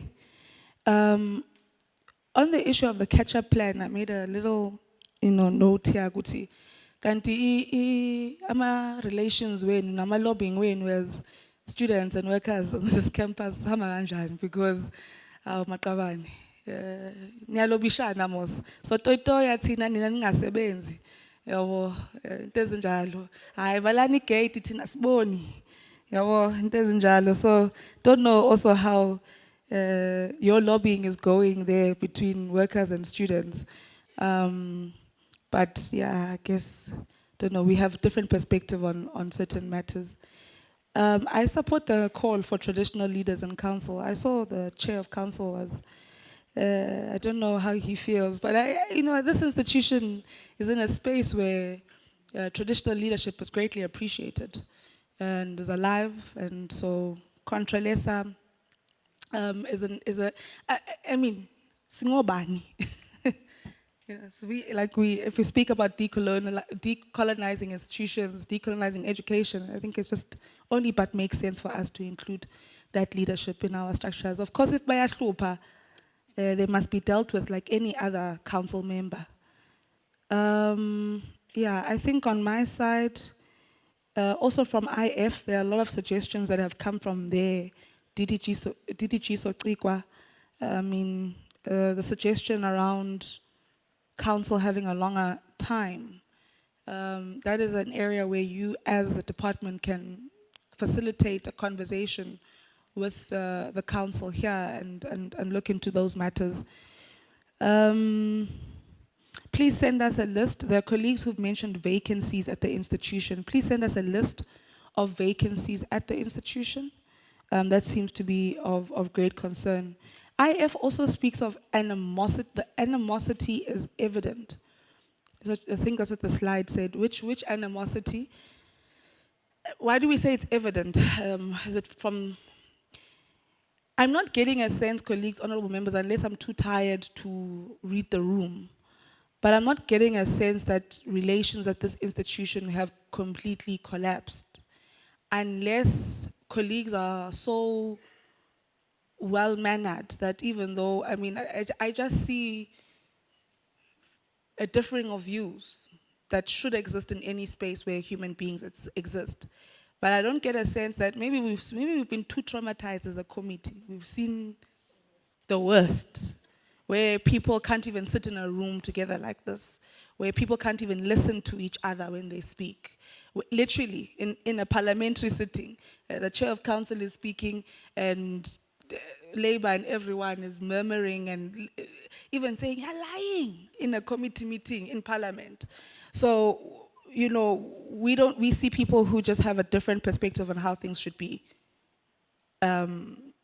managed. And I think there is room for us to close that gap. Chair, people are saying you're engaging, but how meaningful is your engagement? That's a genuine concern. I think those are matters we really need to be looking into. Yeah, you know, when IF started, they said, can I please have a, okay, no, it's fine, I'll pass this mic down. When IF started, they said the institution is ran through legal opinion. So I thought, these ones, they hate council. And then at the end, they're like, no, this council is so efficient, they need to be given more time. And of course, you know, when they said that it's run through legal opinions, we were going to blame the advocate, that is why the institution is run in that manner.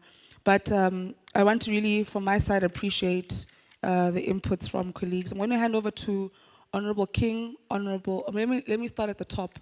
I'll go to Honorable Yabo, Honorable Sibia, Honorable Chachao, Honorable King, and then Honorable Mananiso. If we could pass a mic to Honorable Yabo.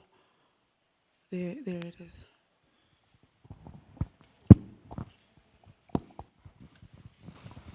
Thank you very much, Honorable Chair. Let me greet the leadership of the university, Chair of Council, VC, management as a whole. Let me also greet the department that is here, acknowledge the presence of Labour, and all protocol in the house. Chairperson, I've been trying to sort of form a framework of how I'm going to engage the presentations. In essence, where to start. And first and foremost, let me welcome the presentations. I think the overview provided by the Chair of Council was enlightening, quite frank, candid, and erudite. I also think that it's important to acknowledge when work is done. And we all know that WUSU was a hotbed of stories every second week. It was literally competing with the NSFAS in the university space. I want to preface my input with a historical account that is detached from the space. But I provide the preface because it will also give a background to what I'm going to be asking in as far as the performance of the university is concerned and what I've picked up in the presentation. And so, many of us may not know that in 1955, before we had our own Freedom Charter, there was a conference called the Bandung Conference, which was spearheaded by a president of Indonesia, which had achieved independence in 1949. So in 1955, President Sukarno decided, no man, the third world people of the world must come together, band together and deal with imperialism. So they started the non-aligned movement. Now, Sukarno didn't know what he was starting.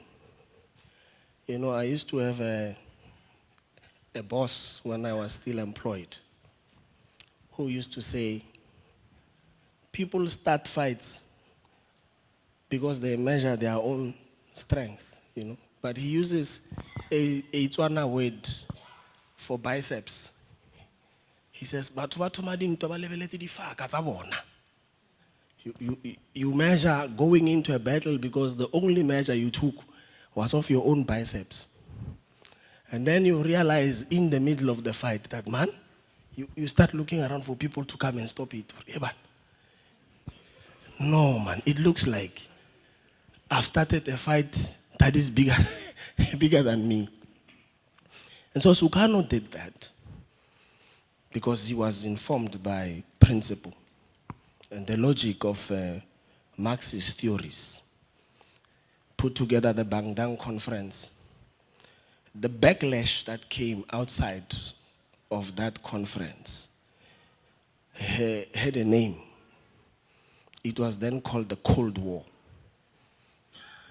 And that thing lasted for a good 5 decades. 5 decades. So people today look at our partnership in South Africa with the global South countries, the 5 BRICS, And they think, no, it's a new invention. It isn't. And now that it's growing, it's becoming a massive movement of countries. It started somewhere. Started in 1955 from a president of a Southeast Asian country who thought he could take on the imperialists of this world. But it took a detour for 5 decades. And so if you measured the performance of the non-aligned movement and third world countries on the basis of that detour, you would be forgiven for thinking that what Sukarno envisaged failed because he died without achieving what he had envisaged. And now, 5 decades later, the re-emergence of what he started at the Bangdang conference is taking shape. And everyone is applauding. BRICS is growing. A merger of third world developing countries, and some of them very advanced, is now coming together. It's work that was started, if you track it, 5 decades ago. Chair said something very interesting about what they decided to do when they took over. Correct governance. Chair can tell you, everywhere we go, we preach the same gospel. The problems of our institutions of higher learning are not the problems of money. They are the problems of leadership. Because when you get into a meeting, meetings don't deal with what needs to be done to hold up our institutions of higher learning to be competitive globally. They are concerned with those things you were talking about, Che. Boroto. Others joke and say, umkhonto esinkwa. Boroto. Governance structures at the highest level, given autonomy by our laws, sit in meetings, discuss nothing more than shamina shawena, niga niga, sandla hamba sandla buya. The whole time. Even labor, don't fight for issues of workers. No, they fight for their space on the table of niga. And you don't get genuine issues coming through from the engagements of stakeholders in these universities because people are looking at the wrong target. Whereas the target has to be the institution itself and posterity, looking back and saying, those who were here laid the foundation, we are reaping the fruits. And so now we are able to look back at Sukarno and say, but that man was onto something. We are now reaping the benefits of the work he did in 1955, but we are now in 2024. And so if this council is really doing what you're saying it's doing, Chair, the benefit of the work you are doing in building a framework and an infrastructure will only be seen long after you've left. And posterity will look back and say, but now this thing that the advocate Ngugai Toby was doing makes sense. And it is in that context that I'm going to ask now the technical questions. There is a notable trend in the presentation, VC. And I also noted that you navigated away from this part with nimble-footed alacrity.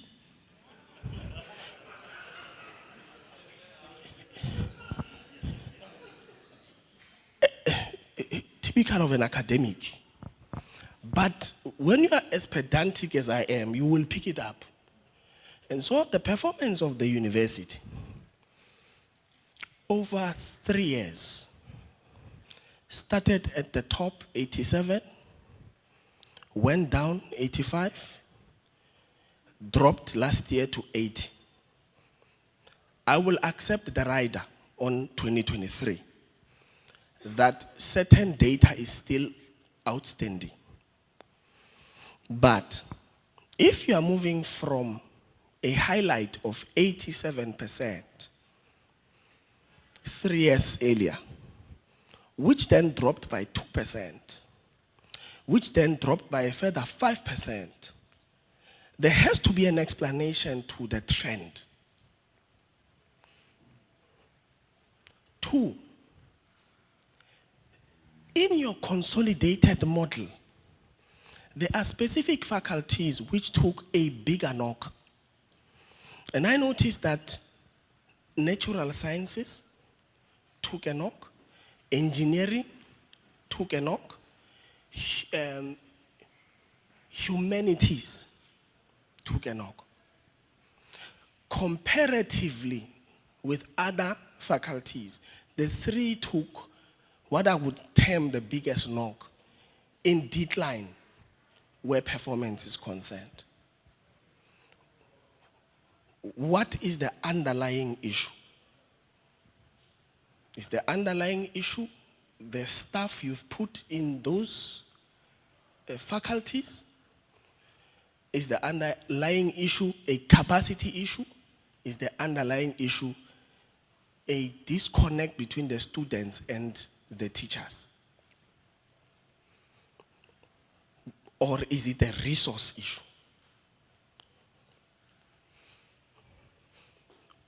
Also, and let me make this disclaimer, I am not xenophobic at all. What is the percentage of non-South African academics in senior positions? Professors, doctors, and what percentage of supervision on students learning towards their master's and PhD qualifications? What is the percentage of the volume of work done by that cohort in your staff complement? And what has been the throughput? All right? In general terms, I will package the question as follows. Can we get a demographics matrix of your staff complement at PhD and master's level, the staff, and the throughput you get from them for students studying towards their master's qualifications and their PhD qualifications? Can we get that matrix?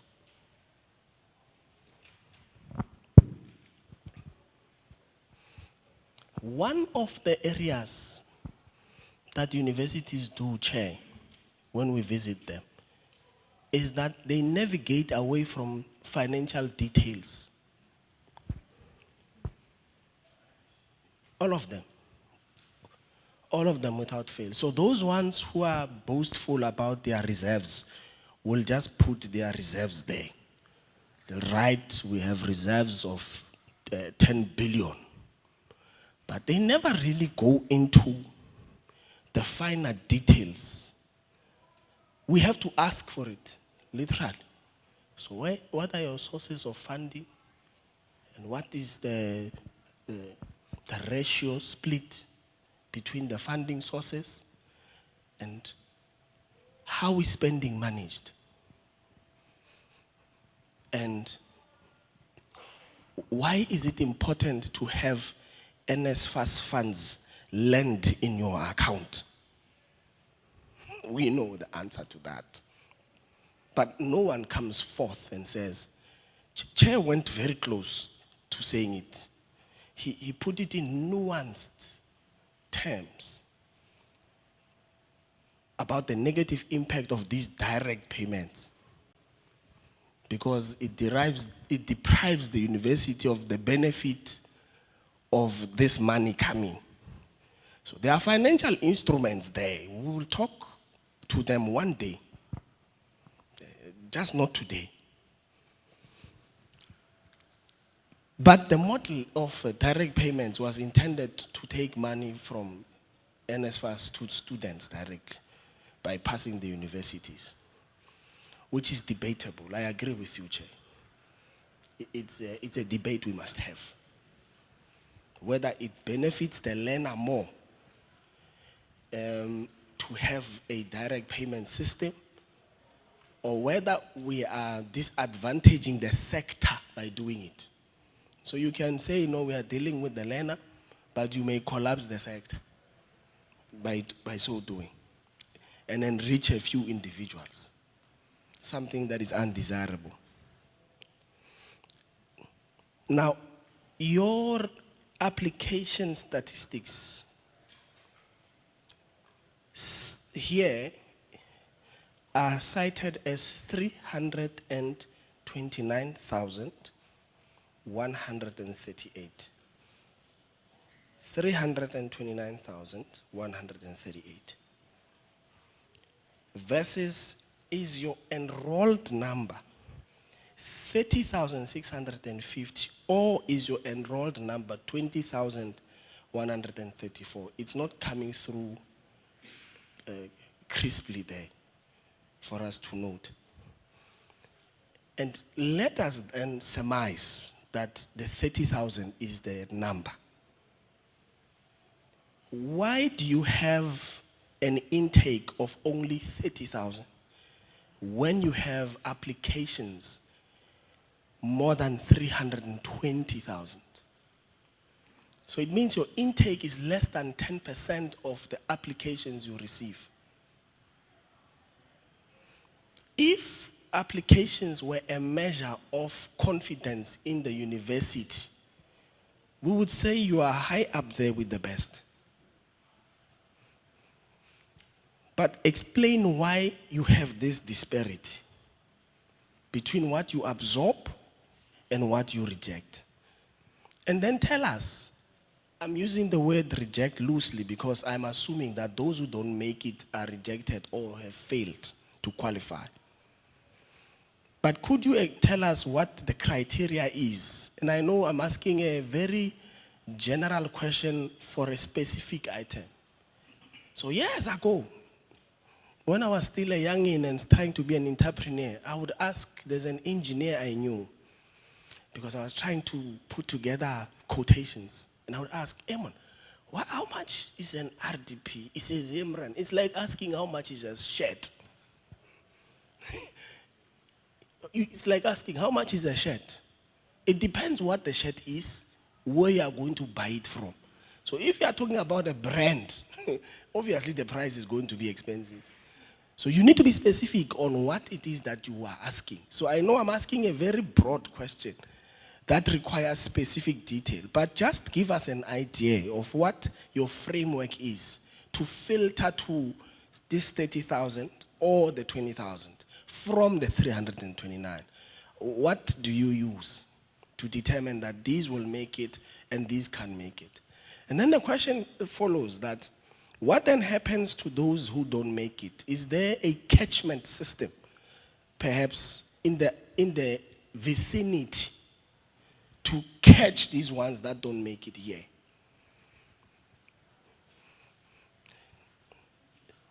The last question I will ask, or the last comment I will make, is in reference to stakeholder management.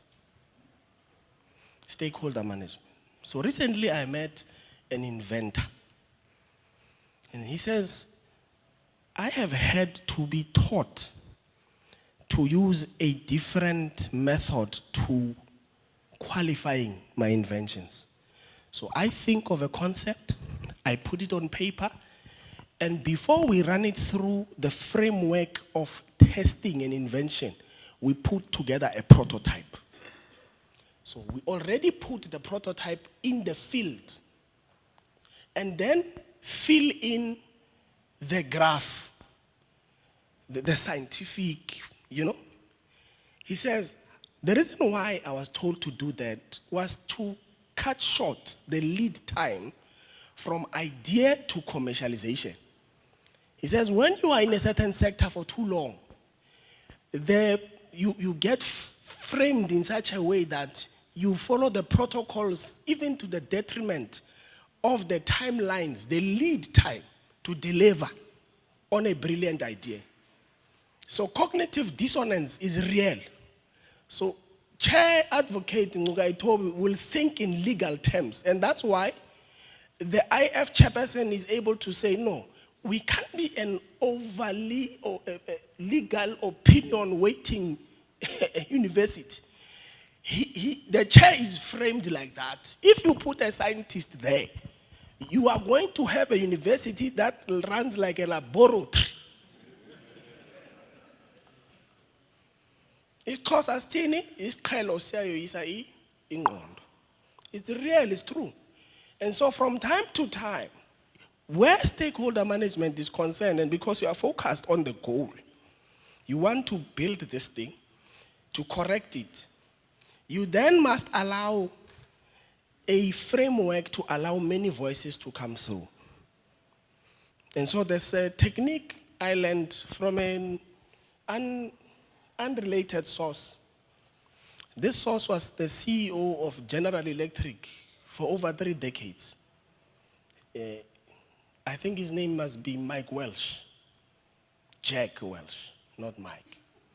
Jack Welsh. So Jack says, because he had a problem with that issue where stakeholders would say, we are living in an environment where we can't even provide ideas because ideas are closed down and there is no space for interaction. And I'm not talking about I'm not talking about this thing of wanting a space on the table for nigga purpose. I'm talking about the generation of ideas and knowledge for the advancement of an institution. Then Jack says they created what they called interactive sessions. They had a name for it. So what they do, they take a boss, the team, they bring in an outside facilitator. And then at the beginning of the session, the boss comes in, addresses the team. Hello guys, this is what we want to do. Share your ideas, your challenges, your frustrations as much as you can. The boss leaves. The whole team remains with the facilitator. At the end of the session, the boss comes back, gets feedback. And so the framework was on questions and challenges raised by the team, on what is within the jurisdiction of the boss must do 2 things. On things that he can immediately resolve, give an outright yes. No explanations, nothing. On these, yes. On those he feels this can be done, give an outright no. And then on things that may need collaboration with other units, then flag those and give timelines. They discovered that doing that increased the productivity of the company tenfold because you've removed the scarecrow from those who must contribute to the company or the institution. And so, in terms of stakeholder engagement, this university belongs to all of you. You must then find a way that ideas that come from labor must find expression. Ideas that come from the students must find expression. Ideas that come from the IF must find expression. And there must be a model created to remove the prison-like environment where people feel we can't contribute because then we are targeted. We saw that in UCT. In UCT, it's a Matanzi Made.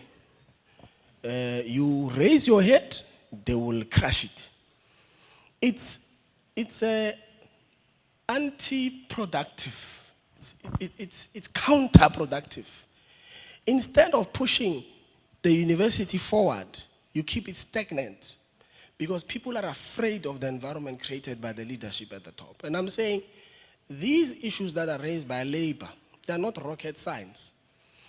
By finding a model that works, you can unblock those passages they feel they can't go through to get to the leadership, to give ideas that are constructive, and to push the university to a higher level. I think, let me cut it there, Chair. Those were my critical inputs and questions to the leadership of the university. Thank you very much. Okay, thanks, Chairperson. Greetings to everyone. Yo, Chairperson, we babunguka itobi. Yo, bayakhala basebenzi. But you have said some of council members are failing to attend our council meetings. Bese bethi ke bona ke, unhealthy relations between the management and them as workers. Ngifuna ukuthola ukuthi wenzeni ngalabo abasebenzi ke abafeyile ukattend ama meetings. Babuye bethi SRC, there is a lack of transparency. Yini vele ilekha kona sekwenze njani ngoba ngiyakuthemba nje mayingalekha ayiflow nje kahle njengoba uncuka ithopsi yamazi ukuthi yonke into iba transparent ayibe transparent yonke into asisikudlala wena bese kuba nalento ye stakeholder engagement abekho happy ngayo yini vele uzochaza wena ukuthi yini ngabe yinhle nje nalento ye engagement nama stakeholders and social the university is facing a lot of problems or challenges. Kodwa ke ukuthathwa kwama decisions. How do you implement ama decisions esethathiwe? They are not happy. Uzochaza kodwa ukuthi hayi mani ibani happy nina mani ngoba sithi 1 2 3 4 sisonke. Then the other one, some students are being abused after paying lokungani registration fee. Bese khulunywa ilimi manje. Usa register zilimi zani lezi baba chairperson ezikhulunywayo manje ese register umntwana. Bese kuba nezilimi ukhuluma isiChina, ukhuluma isiTswana, ukhulume konke nje kodwa uzochaza. Ngiyabonga chairperson. Thank you, Mercy.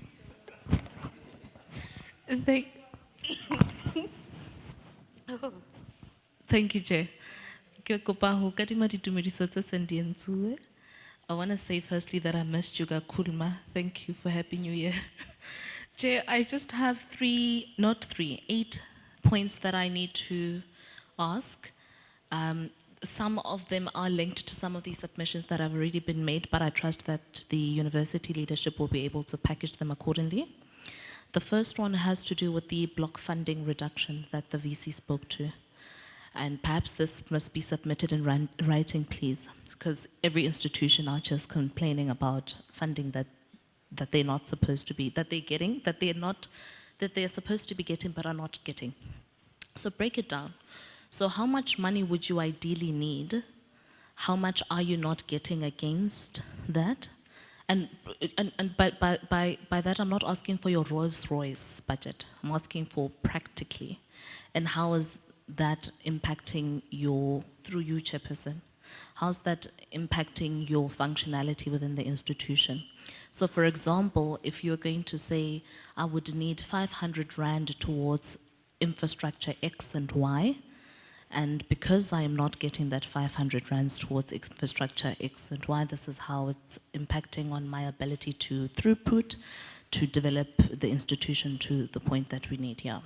So that we can also trace, Chair, because we run the risk of asking for money that is, one, not used or necessary, and perhaps giving money to institutions that lack the leadership to drive the money in the right direction. So that's just one. Because it's complicated in writing, I don't need a response now. The second question, Chair, has to do with the applications versus intake at the institution. And perhaps the registrar would be able to help us with this. And the committee would know that I am very attracted to the idea of digital education as communicated. We are falling behind in South Africa when it comes to our relationship with the fourth industrial revolution. But COVID has given us some sort of exercise around how to do this. So if in this institution in particular, if we were to wake up and say we would administer education digitally, in which faculties would we be able to do this successfully? For which programs would we be able to do so? At what rate would we be able to do so? Particularly because I believe that opening up education to the digital sphere will not only afford us the opportunity to intake more, it will give us flexibility as well for the type of students we recruit that are not restricted by geographic spaces, but also because if I'm at home receiving education, I don't need accommodation, and perhaps the cost of education might also be cheaper. So please, can I get a response there? The third one, Chair, has to do with the faculty performances, particularly with the economics and financial science, as well as the engineering, built environment, and IT. These questions are built mostly because you say you pride yourself in the pursuit of excellence. And so quality education is very important to me. So these two offerings here speak mostly to top market recruiters. But what we're seeing, based on the information you provided to us, is that one, please hold for me, I just need to scroll.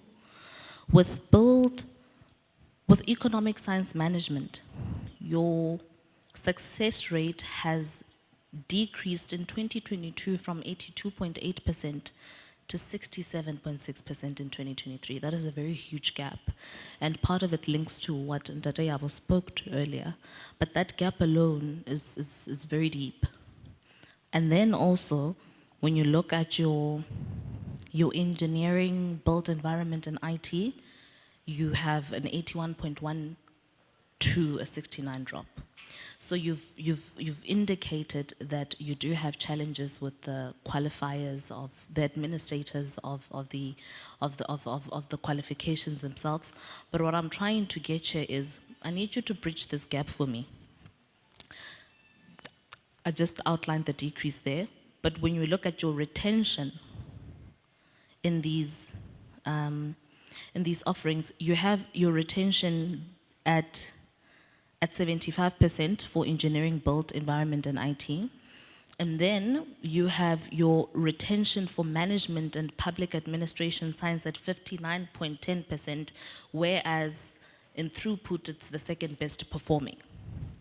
I don't understand that relationship. So if your retention, if you are struggling to retain people and that's the worst retention you have on 59%, but then your output says that it is the second best performing on the 80s. How were you able to bridge that gap successfully in a way that you have been unable to do with economics, built, and the other one? That one. So that's what I need to know. And beyond just your 20 by 2025 dream of being able to see X people with masterses, what is the immediate solution that the university is implementing? Particularly because while we're waiting until next year, there's still students who are enrolled today, whom we expect to graduate with qualifications that matter, qualifications that are worthwhile, that sell, that afford them the ability to compete with their other counterparts who graduate from other institutions, i.e. your UCT and your WITS. I think you captured that. The fourth one, Chairperson, is the relationship. That is answered. Thank you. That's asked. On student accommodation number 5, Chair, how far is what does accreditation look like here? And perhaps the students would be able to respond to this also, Chair. Do we have instances in this institution where students are funded by NSFAS but are living in unaccredited accommodation? I'm asking because there are institutions in the country where you do have NSFAS students who live in unaccredited NSFAS homes. So if you have such cases, please can we have that information? The 7th question, second last, Chair, is on the workers who are still confused about their employment status. So what I want to know accordingly there is, what are these statuses? So in which roles are these people concerned, and what happened? So what happened between year end 2023 and Happy New Year 2024 that made people confused about whether the employment status still holds or not? And perhaps link this to the staff development that the labours are talking about and the UIF. The last one, Chair, is on the second to last one, I lied, on the registrations of students that are funded. So the SRC, because my understanding was that the problem is not NSFAS. NSFAS has said that you are eligible to study. Perhaps I'm wrong, please correct me. You are eligible to study, but the university is the one that's dragging his feet as far as registering people. So then the university must then account to committee, please, particularly because the deadline is today, as you correctly outlined. What are they going to do, and what is it? Do you have a capacity problem? Is your staff, do you have a shortage? So that we don't have tires that are flying in the air. We don't want smoke, and we want to be able to get that smoothly dealt with. The last one, Chair, is on the policies that are being infringed on and not respected. So that is what Labour and UIF, not UIF, Institutional Forum, have done, is to give a broad perspective of the problem, but with no specifications. So what policies are you referring to, and what are the instances that took place that led to those infringements, so that we are clear on how we are advising and how to analyze the problem. That's that, Chair. Thank you. Good afternoon, everyone. I don't have a lot because they've actually spoken a lot. Chair, I just want to acknowledge what you said when you started in relation to the direct payment. I actually share your exact sentiment. And I've been pushing this, like, why do we actually need to have service providers who weren't even properly accredited to issue these allowances? Hence, we had students that actually dropped out because they couldn't afford food, they couldn't afford just to get to an institution because there was nothing. So I actually agree with you on that one. When it comes to the issue of the block grants, Chairperson, we are aware last year, our medium-term budget policy statement, universities' subsidies were cut by more than 300 million rand, which is greatly affecting most universities. And I just want to share the issue that I always have this thing that we are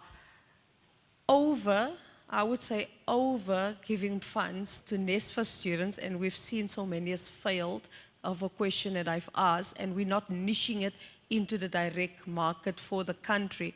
And yet we are underfunding institutions. So how do you underfund an institution that must still take those NSFAS students if they are not funded properly? So I actually agree. I could actually jump when you say that, the way I was agreeing.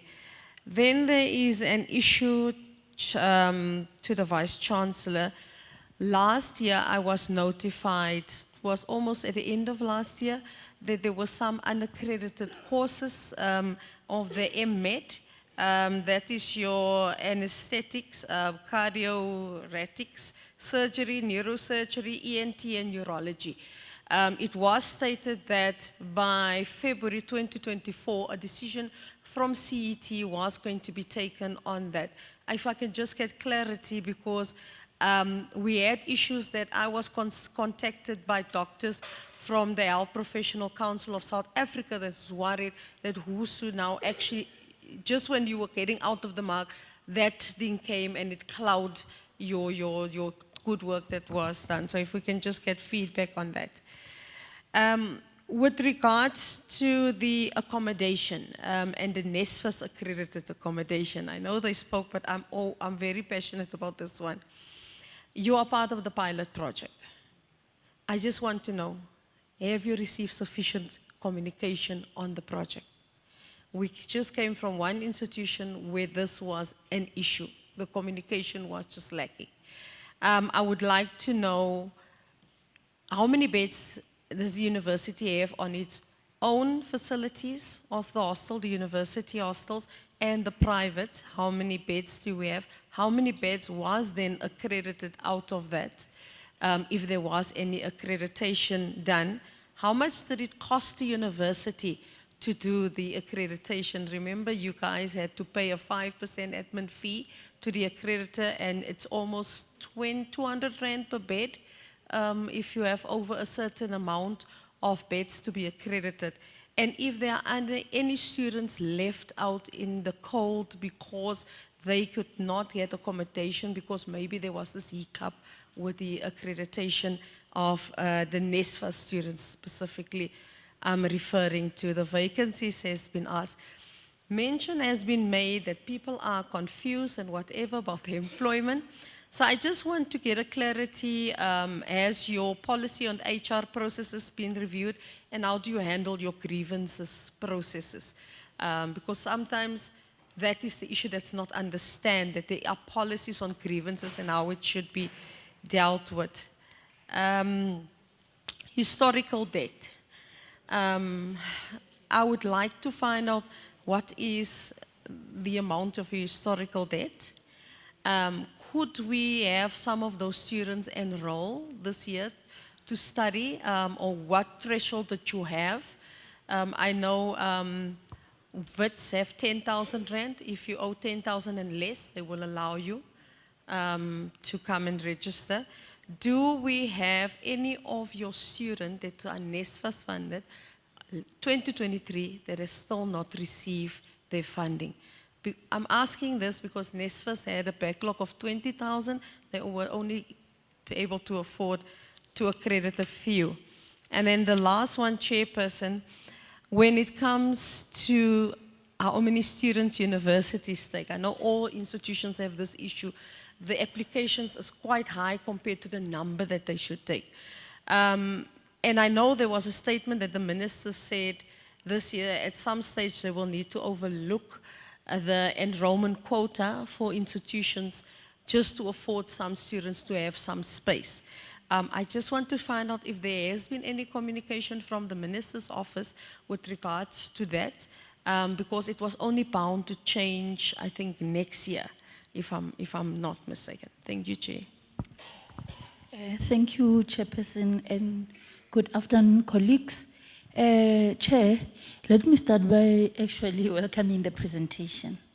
And I must say that the opening remarks was so comprehensive in a sense that the chairperson of the council was giving us to say this is what we'll be doing as the council, and this is the responsibility that we have assigned to our VC. So I think in some of the issues and questions that one had, I was partly covered by his opening, more especially on the issue of post, as our colleagues have asked, because it's one of the things that we think that it's creating instability in institutions. I mean, if you have a plan and a vision that you want to be, you know, par excellence and be known as the best institution, some of the things it's a must, it's non-negotiable. And I think I'm covered as well on the issue of reduction of the block grant. I was asking myself, can it be clarified? What is it actually, so that it can be unpacked? But I'm happy that Honorable Khao has spoken on it. And Mema Sotrikwa, I think observing all these oversight, Honorable Mkhatshwa, with our stakeholders, there's a need that before we leave or we end our term, you must have a reconciliation summit with all these stakeholders. Because, I mean, the people who are suffering is students, not ourselves here. So there's a need that people must get to reconcile. You know,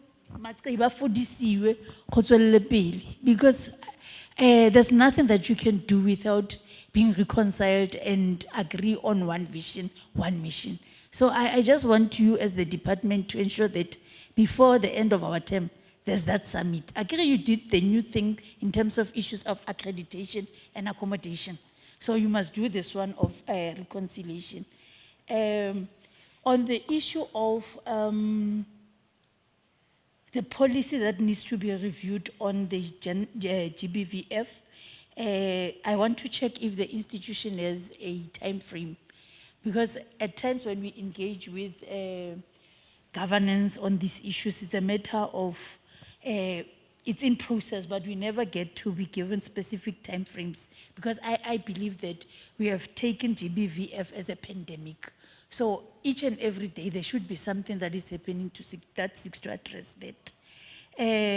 On the issue of special cases funding as well, I think, ma'am, you need to write the submission in terms of what is happening. The special case, ke motho yang, is it the person who is being born from the male verse, or I'm just saying, just clarity nje on that. And I think we are appreciating as well that you are proud that we've got professionals within your workforce of the council. And it's something that we always say, I mean, bring people who are fit for purpose. Because you can bring Jane and then Jane is at the opposite, but I'm happy that you are bold enough that you've got people who are fit for purpose and you believe in black excellence. I'm one of those that believe that if you are black, you must do it triple time so that you prove the point that you are not there by favor. So it is important that we note that. But my concern as well is on the issue of the dropout statistics. It is too much for a university. I mean, these are adults, you know. It's not like you are in a basic education where you can say teenage pregnancy and other minor issues, but what could be the issue and what is it that the institution is doing to address this issue? Because on your research presentation, in terms of the investment there, why is this part of dropouts not being part of your research? If it is part of the research in the institution, well, it is good for the institution. The issue of work integrated learning, I think, Honorable Chair, you will agree with me, different institutions, they do it differently. And I'm not sure who has the best practice in terms of ensuring that there's work in learning programs with industries. When you go to Switzerland, there's SANAGE in terms of CET, TVET, universities, to the workspace. But here, we seem not to be having a best framework or the model in terms of how to do that particular program. What is the framework if you have? What is the plan in terms of ensuring that, that the work in integrated learning programs are sustainable? Because for me, you in other work integrated learning programs, you just need the municipality so that you give them the requisite skill that is needed for them to do your public management and other things. So what is the plan that you have as an institution to ensure that in work integrated learning programs, you are not fumbling? Because I believe that universities are the best institution now, but your public space, professional institutions. So what is it that you are doing? And I'm happy that SRC indicated the issue of accommodation, and Honorable Khao actually came with it in a different way. So can we just get answers in terms of how do you comprehensively deal with the issue of accommodation? And I want to check the outstanding 2023 allowances of NSFAS in this space, if NSFAS can take us in confidence and as well with regards to that. And I want to check with the institution, is there anything pending from your side in terms of submission to the NSFAS? If not, well, we want to congratulate you, but if there's any, what could be the reason that you haven't submitted what is needed till to date? Because I think it's one of the things that are actually dragging us backwards. The issue, I think now as well, it agrees on the reconciliation. However, but I think we just need to take it as all these institutions in the PZ sector, hore a go be le manyano, talks about talks, re bole, and see how we can help each other as a country. I was talking to Chairperson to say, you know what, APSA, even if they didn't do things right, but shame, they were so progressive in terms of recommendations. Acknowledging to say, these are the wow moments in the institution. I mean, I'm one of the people that always try to check where are people with disabilities. Issues of inclusion is one of the things that I think that if they are left behind, therefore we must leave this thing of saying that we are trying to address the imbalances of the past. Because people with disabilities now, we know that they belong, they live with us, and all these spaces must be conducive for them. So I'm happy that they were acknowledging the fact that that issue has been addressed, however, not to the satisfaction that they would want to. And I'm very happy, Honorable Mkasha, because of this is one of the buildings that it's similar to what we saw in Switzerland. State of the art. So you are able to see through. So there's a need, Chairperson, that transparency must prevail. When I see the windows like no curtains, no blinds, it's like you're bringing sense that this belongs to the public. We are able to see Honorable Mkhatshwa, it's something just to bring consciousness. However, my other question is with regards to what are the programs that the university is doing in our society? Because there are other researches and experiments that you cannot go to Namibia to test, but you can use the very same community. So I'm very interested in terms of what is it that the university is doing with the society, and the issue of CETs and TVET as articulation to universities. Do you have programs perhaps that says that when you come to WUSU, this is what you would expect as part of awareness campaigns from an early age? And yeah, that's it from myself. And lastly, the issue, bursaries. You have indicated that the local municipal bursaries, but can you give us specifics in terms of the bursaries, how many? Because it is important that we check that thing, issues, so no duplication. So that we are able to say that there's this best model that people can go and cope in terms of ensuring that Jane doesn't eat all over in terms of your NSF program, CETA, and so on. So I'm very happy and pleased. And I want to say to the student, SRC, when we engage with our stakeholders in the department, I don't think that the student support university unit is being used. Because some of the things, Honorable Mkhatshwa, that are being raised by people when they seek for clarity-seeking questions, it's things that you would need to refer that person, go to your university, check this and that in your university. So there's a serious need that the SRC make this unit fashionable.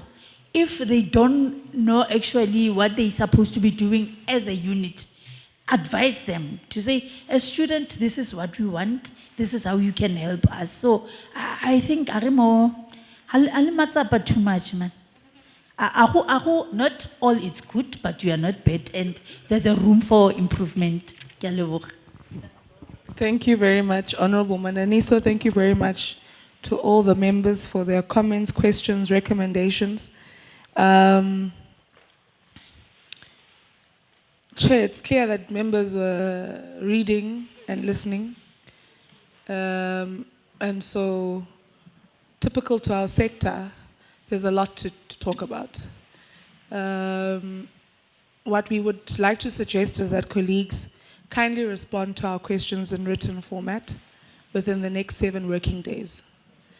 We don't take kindly to late submissions at all, because I think when we ask you for a written submission, we are affording you more time to give a better response. So when you don't respond within that 7 working days, really it doesn't inspire confidence.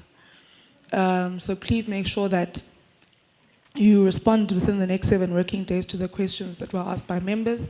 I'm sure colleagues can package them in a way. Many questions are cross-cutting. It doesn't have to be specific to each question. It can be a cross-cutting response. What I would like, though, VC and Chair, is for you to say students will not be protesting at the start of this academic year. Or say, we think they might protest, and this is why we think they would protest. Because what we would also like to do is be able to tell the country and tell Abahlali Base Ntata, citizens of the Eastern Cape, that WUSU is good to go. So we need that in your closing remarks. I'm going to give you guys 10 minutes between the two of you, Chair and VC, to close for us on behalf of the institution. Noted, DDG.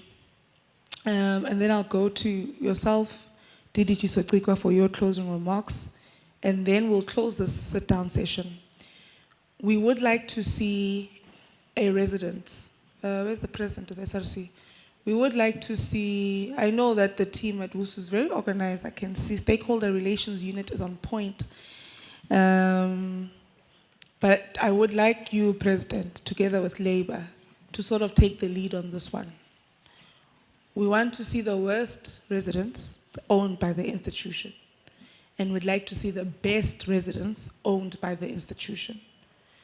And you can show us one teaching facility. In fact, yeah, one teaching facility that is the worst, and one teaching facility that is the best. So we'd like to see 4, and you will lead us. I'm willing, though, to allow management to show off. So you can decide, VC, which of the best ones that you want to show us. Because, we must be fair, so that you can show us the hard work that you're doing together with your team. I think the biggest concern from members is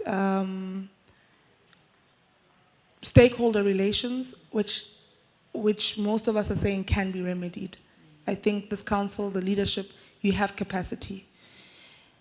Colleagues, we can't afford to go into or be placed under administration or have any governance and management decay. And yes, we have 3 months or so left as this community, but really, as part of our legacy report, we would like to give the 7th administration a report that says things are looking better at WUSU. And we are actually tired of institutions in our sector being placed under administration. And at times, it looks very calculated. The dilapidation and decay of the governance and management at our institutions looks very calculated. It almost looks like people want these institutions to be placed under administration for some reason. Save us from that. We don't need this noise about stakeholder relations to escalate and become something bigger that we really don't need. So stakeholder relations is one. Second one is the academic program.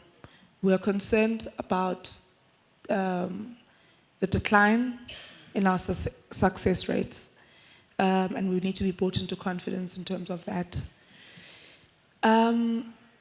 Yeah, I really think for me, when I was listening to members, that these other ones, ziningi, yabo, but there's also solutions that are coming from members, that are coming from IF, coming from Labour, of how we can move forward. Because everything else, the stakeholder relations really it's almost overarching, and it informs how everything else functions.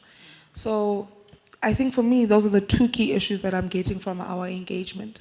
We note the issues that are sectoral, funding issues that are sectoral, issues around NSFAS accreditation, of accommodation.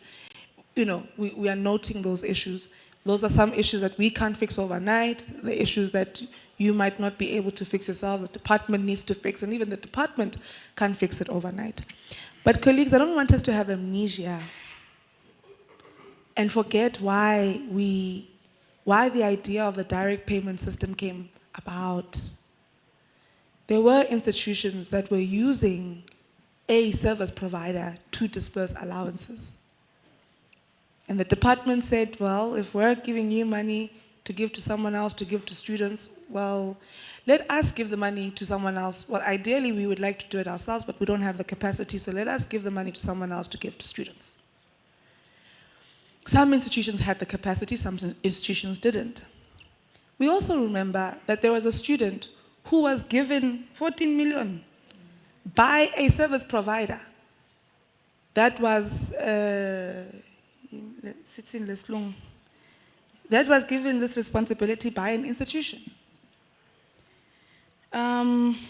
We also remember that we have this matter of closeout projects, where the department or NSFAS gives a lump sum with an estimation of how many students are going to be at your institution, and therefore this is the allowances that they would require.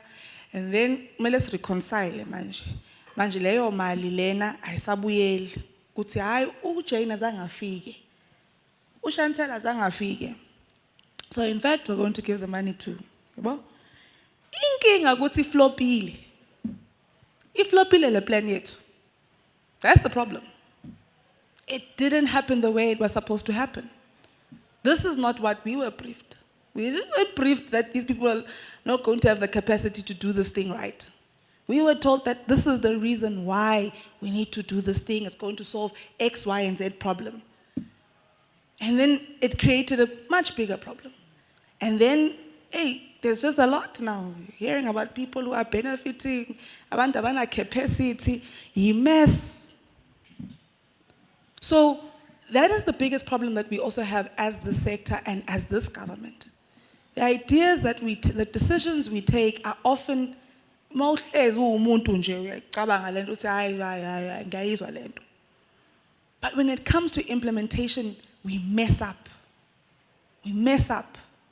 Because had students received these allowances with time, and abantu bebangathola ngazi ama-in ama-pocketini kuthiwa asazi ngithi sazoya ku-investigation nakhona yona leyo SIUs ongene be-involved, NSFAS ithi ya-investigator, nathi as the committee we're going to look into those matters. Amahem athi.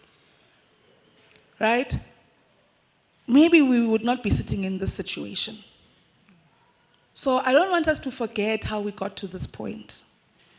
But I also want to acknowledge, and this has always been a matter that was raised, that genuinely that income or those funds that were coming in were assisting institutions like IWUSU. And there was concern from historically black institutions, but hey, Lendo, ngati, it's going to dribble us, right? But that's not solving the real problem. Saying, yeah, the problem is that we don't have enough funds for the sector. The problem is that we don't have enough funds for historically black, you can debate if you want to say black or disadvantaged institutions. That is the problem. NSFAS sending money to the institution the way it used to fund was a plaster.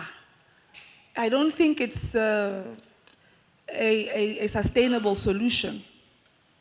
So the biggest problem we have is that we don't have sufficient funds, particularly for historically black institutions. We don't have sustainable funding for the higher education sector. If you were to ask me, who must get more money, I would say TVETs, I would say CETs. I would actually, I'm a university, so we are going to manage. But also that is not sustainable. Because then what happens to universities whilst we're closing our eyes? And we actually need a sustainable funding model across the sector for each program of the university, of the department. So I just, colleagues, I don't know, I think we must remember how we got to where we are, and we must spend a bit more time understanding what exactly do we need and what exactly informs some of the problems that we have, so that we can also bring about the right solutions. I would like to remind the colleagues from the SRC to have the conversation with NSFAS regarding the concerns that you have, and to make sure that the colleague from finance is there. VC, your closing remark is literally one question. Do you think our students are going to protest or not? That is the only question that we have as we leave this institution. And then, Chair, you will close for us. Okay, here's the mic. You first. Thank you, Honorable Chair. We had a meeting with students, management, where they articulated their concerns, and the report that was on my desk was that we had found solution to most of them, including the question that was asked, for an example, about the framework for those students who are who are owing a certain amount, how much should they pay so that they can be registered. And I believe that if we continue to be sincere in those discussions and find solutions, there won't be any need for us to go on strike. And the sincerity is on the part of management as well as student leadership. If we're not sincere, this institution will not go anywhere.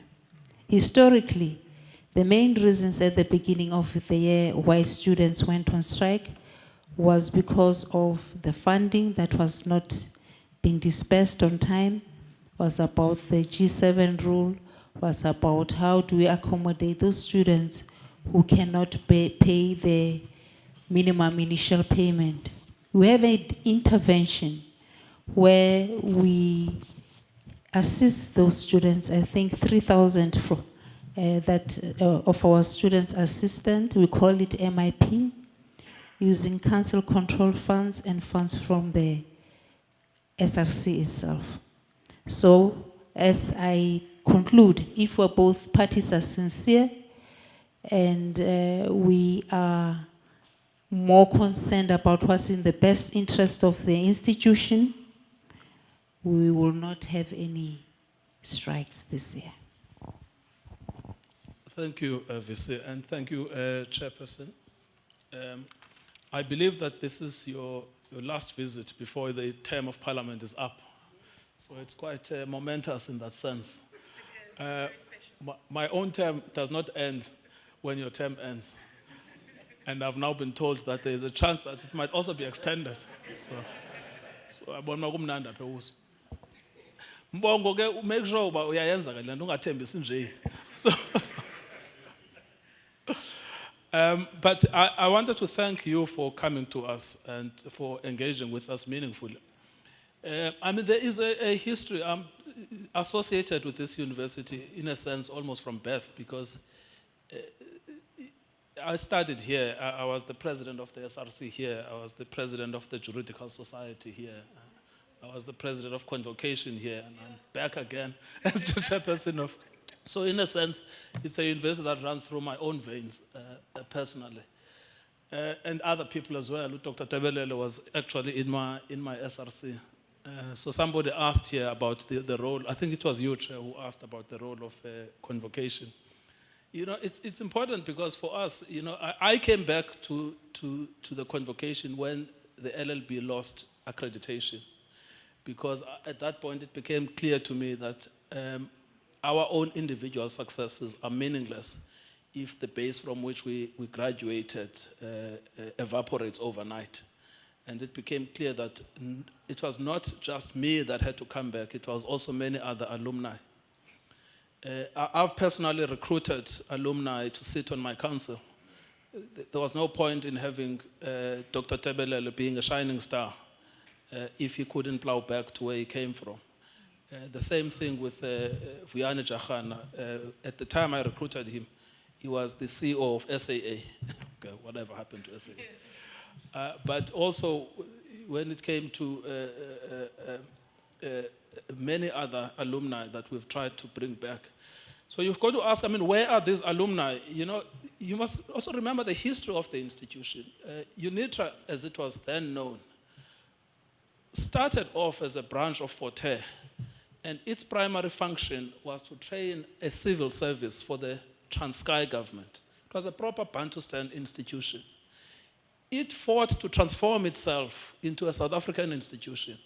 It is now, in this current phase, trying to transform itself into a Pan-African institution. So an institution that will contribute beyond the borders of South Africa. It will try to become the best university in the Eastern Cape, one of the best in South Africa, and certainly one of the best in Africa. And it will not be able to do that in a climate of conflict. And it will not be able to do that in a climate in which council members don't come to meetings, and when they come to meetings, they don't do their jobs. I didn't say, Honorable Member, that our members are not coming to council. I would never tolerate that. I would never tolerate a member of council who doesn't show up. They need to give me a letter of resignation if they are not interested in the responsibility and if they just want to put it in their CV. My own assessment is that on the statutory meetings of council, we have a 100% attendance rate. And we have never cancelled a statutory council meeting because of quorum. Never, not once. And when people don't come, I say to the registrar, he needs to write to them and tell them, on the third occasion, you've lost your council membership. We have to do this because the function of the leadership of the institution is fiduciary. Fiduciary. We are carrying the dreams and the aspirations of 30,000 children at a go. 30,000 students who are looking at me. You know, when we had an accreditation crisis, the parents were writing to me, they were phoning me. They were saying, Advocate, I've sent my child to your university to be educated. I cannot understand why you are telling me that the course that they registered in is not available in the law. They couldn't understand that. And I couldn't answer either, which is why we had to say there has to be consequence management, because we are not going to be unable to answer to parents, to black parents. So for me, the project of WUSU is also a project of liberation, right? It's a product of freedom, because we are training black children in order to enable them to play a role in liberation of the country from white rule. So although the product itself, we were created by apartheid, we in fact helped fight to end it. We must now create a new platform for the success of the democratic establishment. There is no democracy that can function without skills and talent. So our function is to contribute to the building of the new South Africa through training, through skilling our children, but also giving them the right consciousness. And I must end by this point of this consciousness, because there are many universities in South Africa. They are teaching children to be doctors, to be nurses, to be accountants, to be everything. But what distinguishes us is that we are teaching ours to have a social conscience as well, right? We are saying to them that their success is incomplete unless it is connected to the success of their parents. Many of our children that we produce in this institution, right? The first thing they try to do when they get a salary is to give back home. Even when it comes to NFSAS, and I know that this is a controversial idea, NFSAS should not be used to pay more than books and all of those that are university related. But we know for a fact, I know it from myself, that when I got money at NFSAS, I knew that one of my first responsibilities is to ask my mother whether she needs 100 rands or 200 rands or 300 rands so that she could make ends meet. So hopefully, right, and this is for me the real project of liberation. When I see WUSU, I see it as a project of liberation. Hopefully, when we get these students to pass through, not only are we going to make them doctors, we're also going to make them doctors with a social conscience. I'm not that worried, Chair, about protests. I protested so many times when I was in this university as an SRC president. There were people that were trying to ban university classes. I tried to stop them. The others, I couldn't stop everyone. But you've got to remember where we started with WUSU. Every protest we had was a violent protest. That is the extent to which there was a breakdown in communication. One of the first things we did as the council was to open the communication so that every stakeholder knows that they can have a problem with management, they can have a problem, but the council is their last point of refuge. They'll come to us, we will listen to them, they will articulate their problems. So if they protest, right, firstly, it's a good thing to protest because it's a ventilation of whatever is, and protests are a necessary feature of South African public life. What I am confident about is that there will be no violent protests. And that for me is sufficient. Now, President of the SRC, let me say one thing. You see, this thing, I will defend you at council if you are complaining about money. Say, no, we don't have money, we want to pay. What we will not defend is academic non-performance. It's impossible. We've been through this road before. The reason our institutions have failed is because we don't take seriously the academic success of our children, right?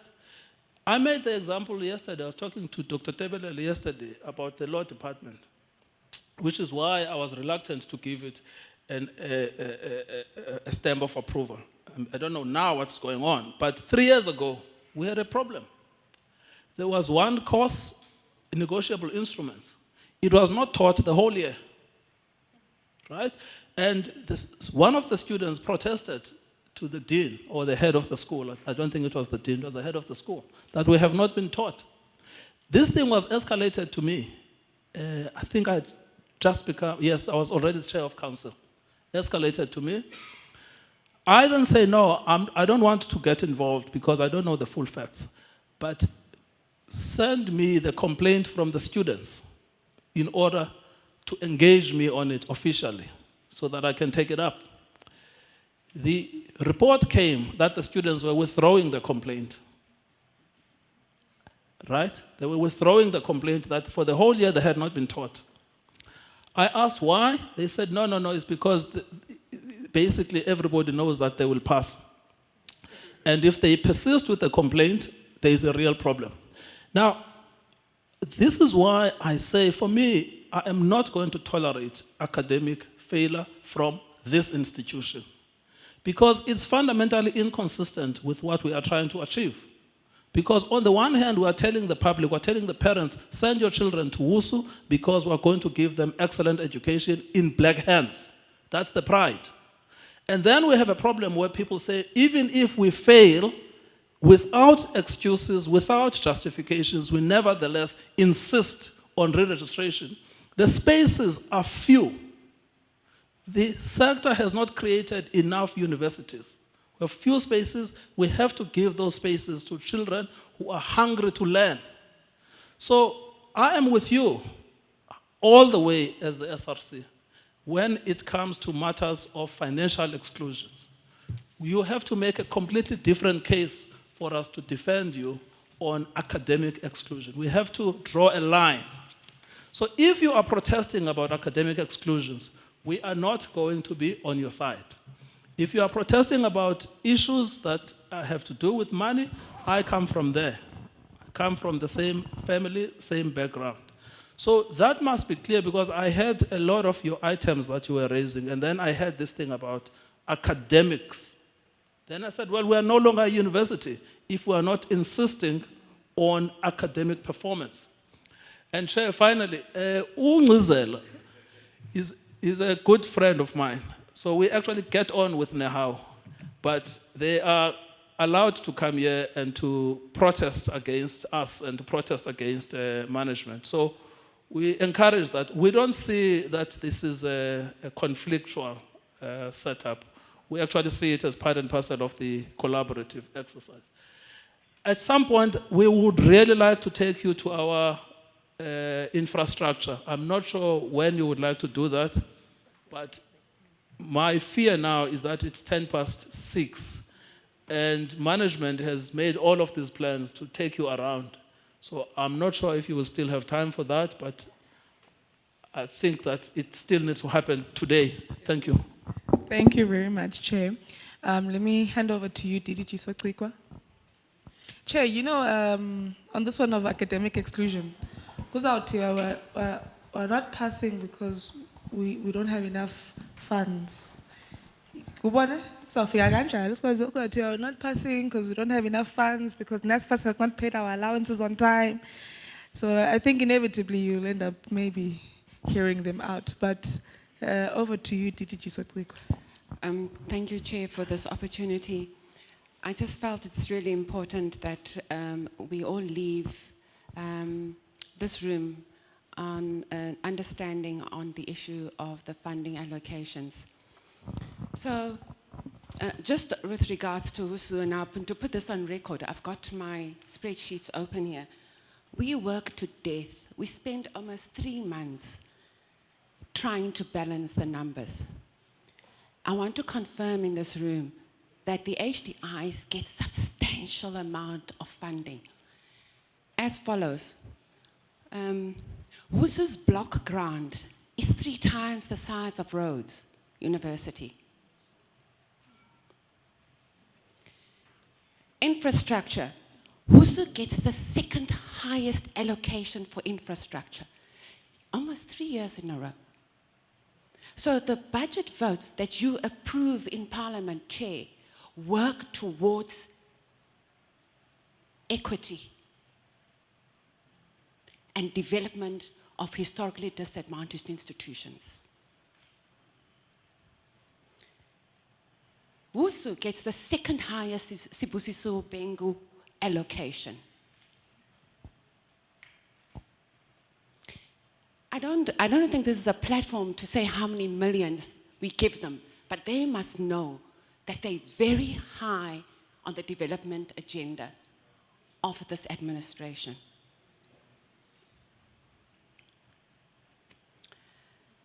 Then, on the point of statute, Chair, that power sits with Council.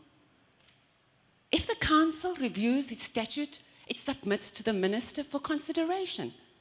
It is not the other way around. That is the reason why autonomy is so well crafted within the Higher Education Act. We await that with great patience, but we are not the ones who limited the term of the Chair or Council to 2 years. And then, Chair, I just want to go back to the issue of block grants. We are not in support of the budget cuts, but we comply with National Treasury. We complained 3 months. DG wrote multiple letters. But we have to balance the numbers. The biggest cut I want to indicate is not actually block grants. It's infrastructure. It went towards infrastructure. And what is in the block grant? Block grant is operations of universities. It's not infrastructure. I want to emphasize that. Block grant covers salaries of institutions, running costs, electricity, water, in Toniton, but it does not cover infrastructure. I just want to emphasize that so that we do not leave the room confused, Chair. We work extremely hard to ensure fairness, equity, and rebalancing. And it should not be underestimated. And then on the other points, Chair, we completely agree with the Reconciliation Summit. And we also further support students and universities and institutional forums working in collaboration at all times, not antithetical to the mandate of the higher education calling. And if that collaboration is not nurtured, the university will fall apart. We've seen that over and over again. It starts with factionalization in council, and it trickles all the way down, and then you see immediate implosion. And we want to encourage the institutional forum and the students, council, and senior management to work together. We are here to address your problems, not to make them. Thank you, Chair. Thank you very much, DDG Socikwa. I get, Mr. Mbongo, you heard. Lento ifunayo. Yeah.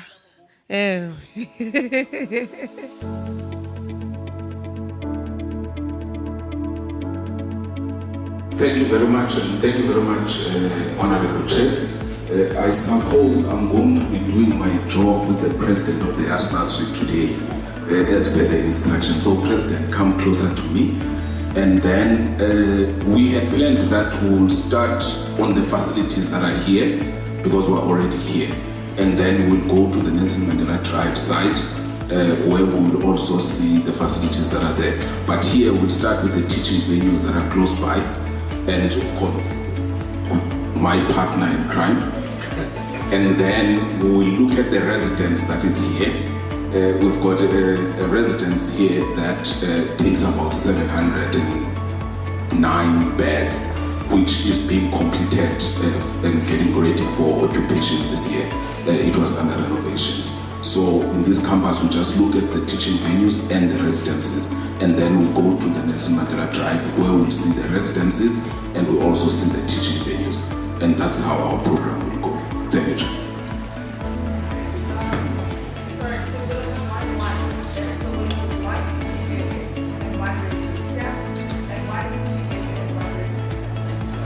Yes, Chair, but that will be balanced between what the SRC will be considering the worst that we have, and then also what we believe is the best that we can offer.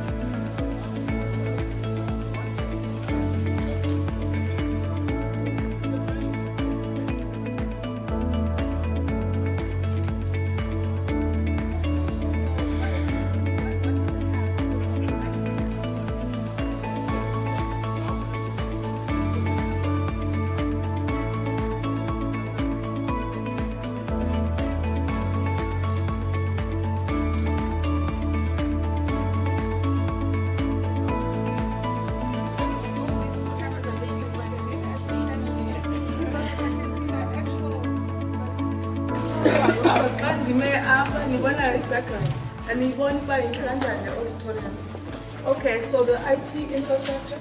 It's ongoing. The project is started. It started in Batawa. It's part of the program. So we're putting up that IT infrastructure and all in the classrooms. So from the lecturer that he has to show. Yeah. Yeah, he has to. But it's a matter of by end of February, it will go to Oh, end of Feb, that's now. Okay. Alright, this is very nice. Yes, yeah. There, the disability access is all over, and then if you see those empty without chairs, then it's for wheelchair people to come in and also be around. I'm assuming that more was like IT. IT stuff. Okay. Should I? Yeah, where do you see the residents? The residents.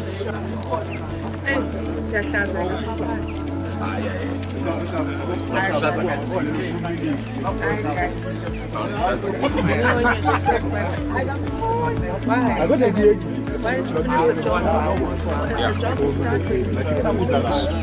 You know, and then by the time, so you start a project, you don't finish, and then things start dilapidating. So then it doesn't even look like you started a project. It looks like it's all in voice. I like that.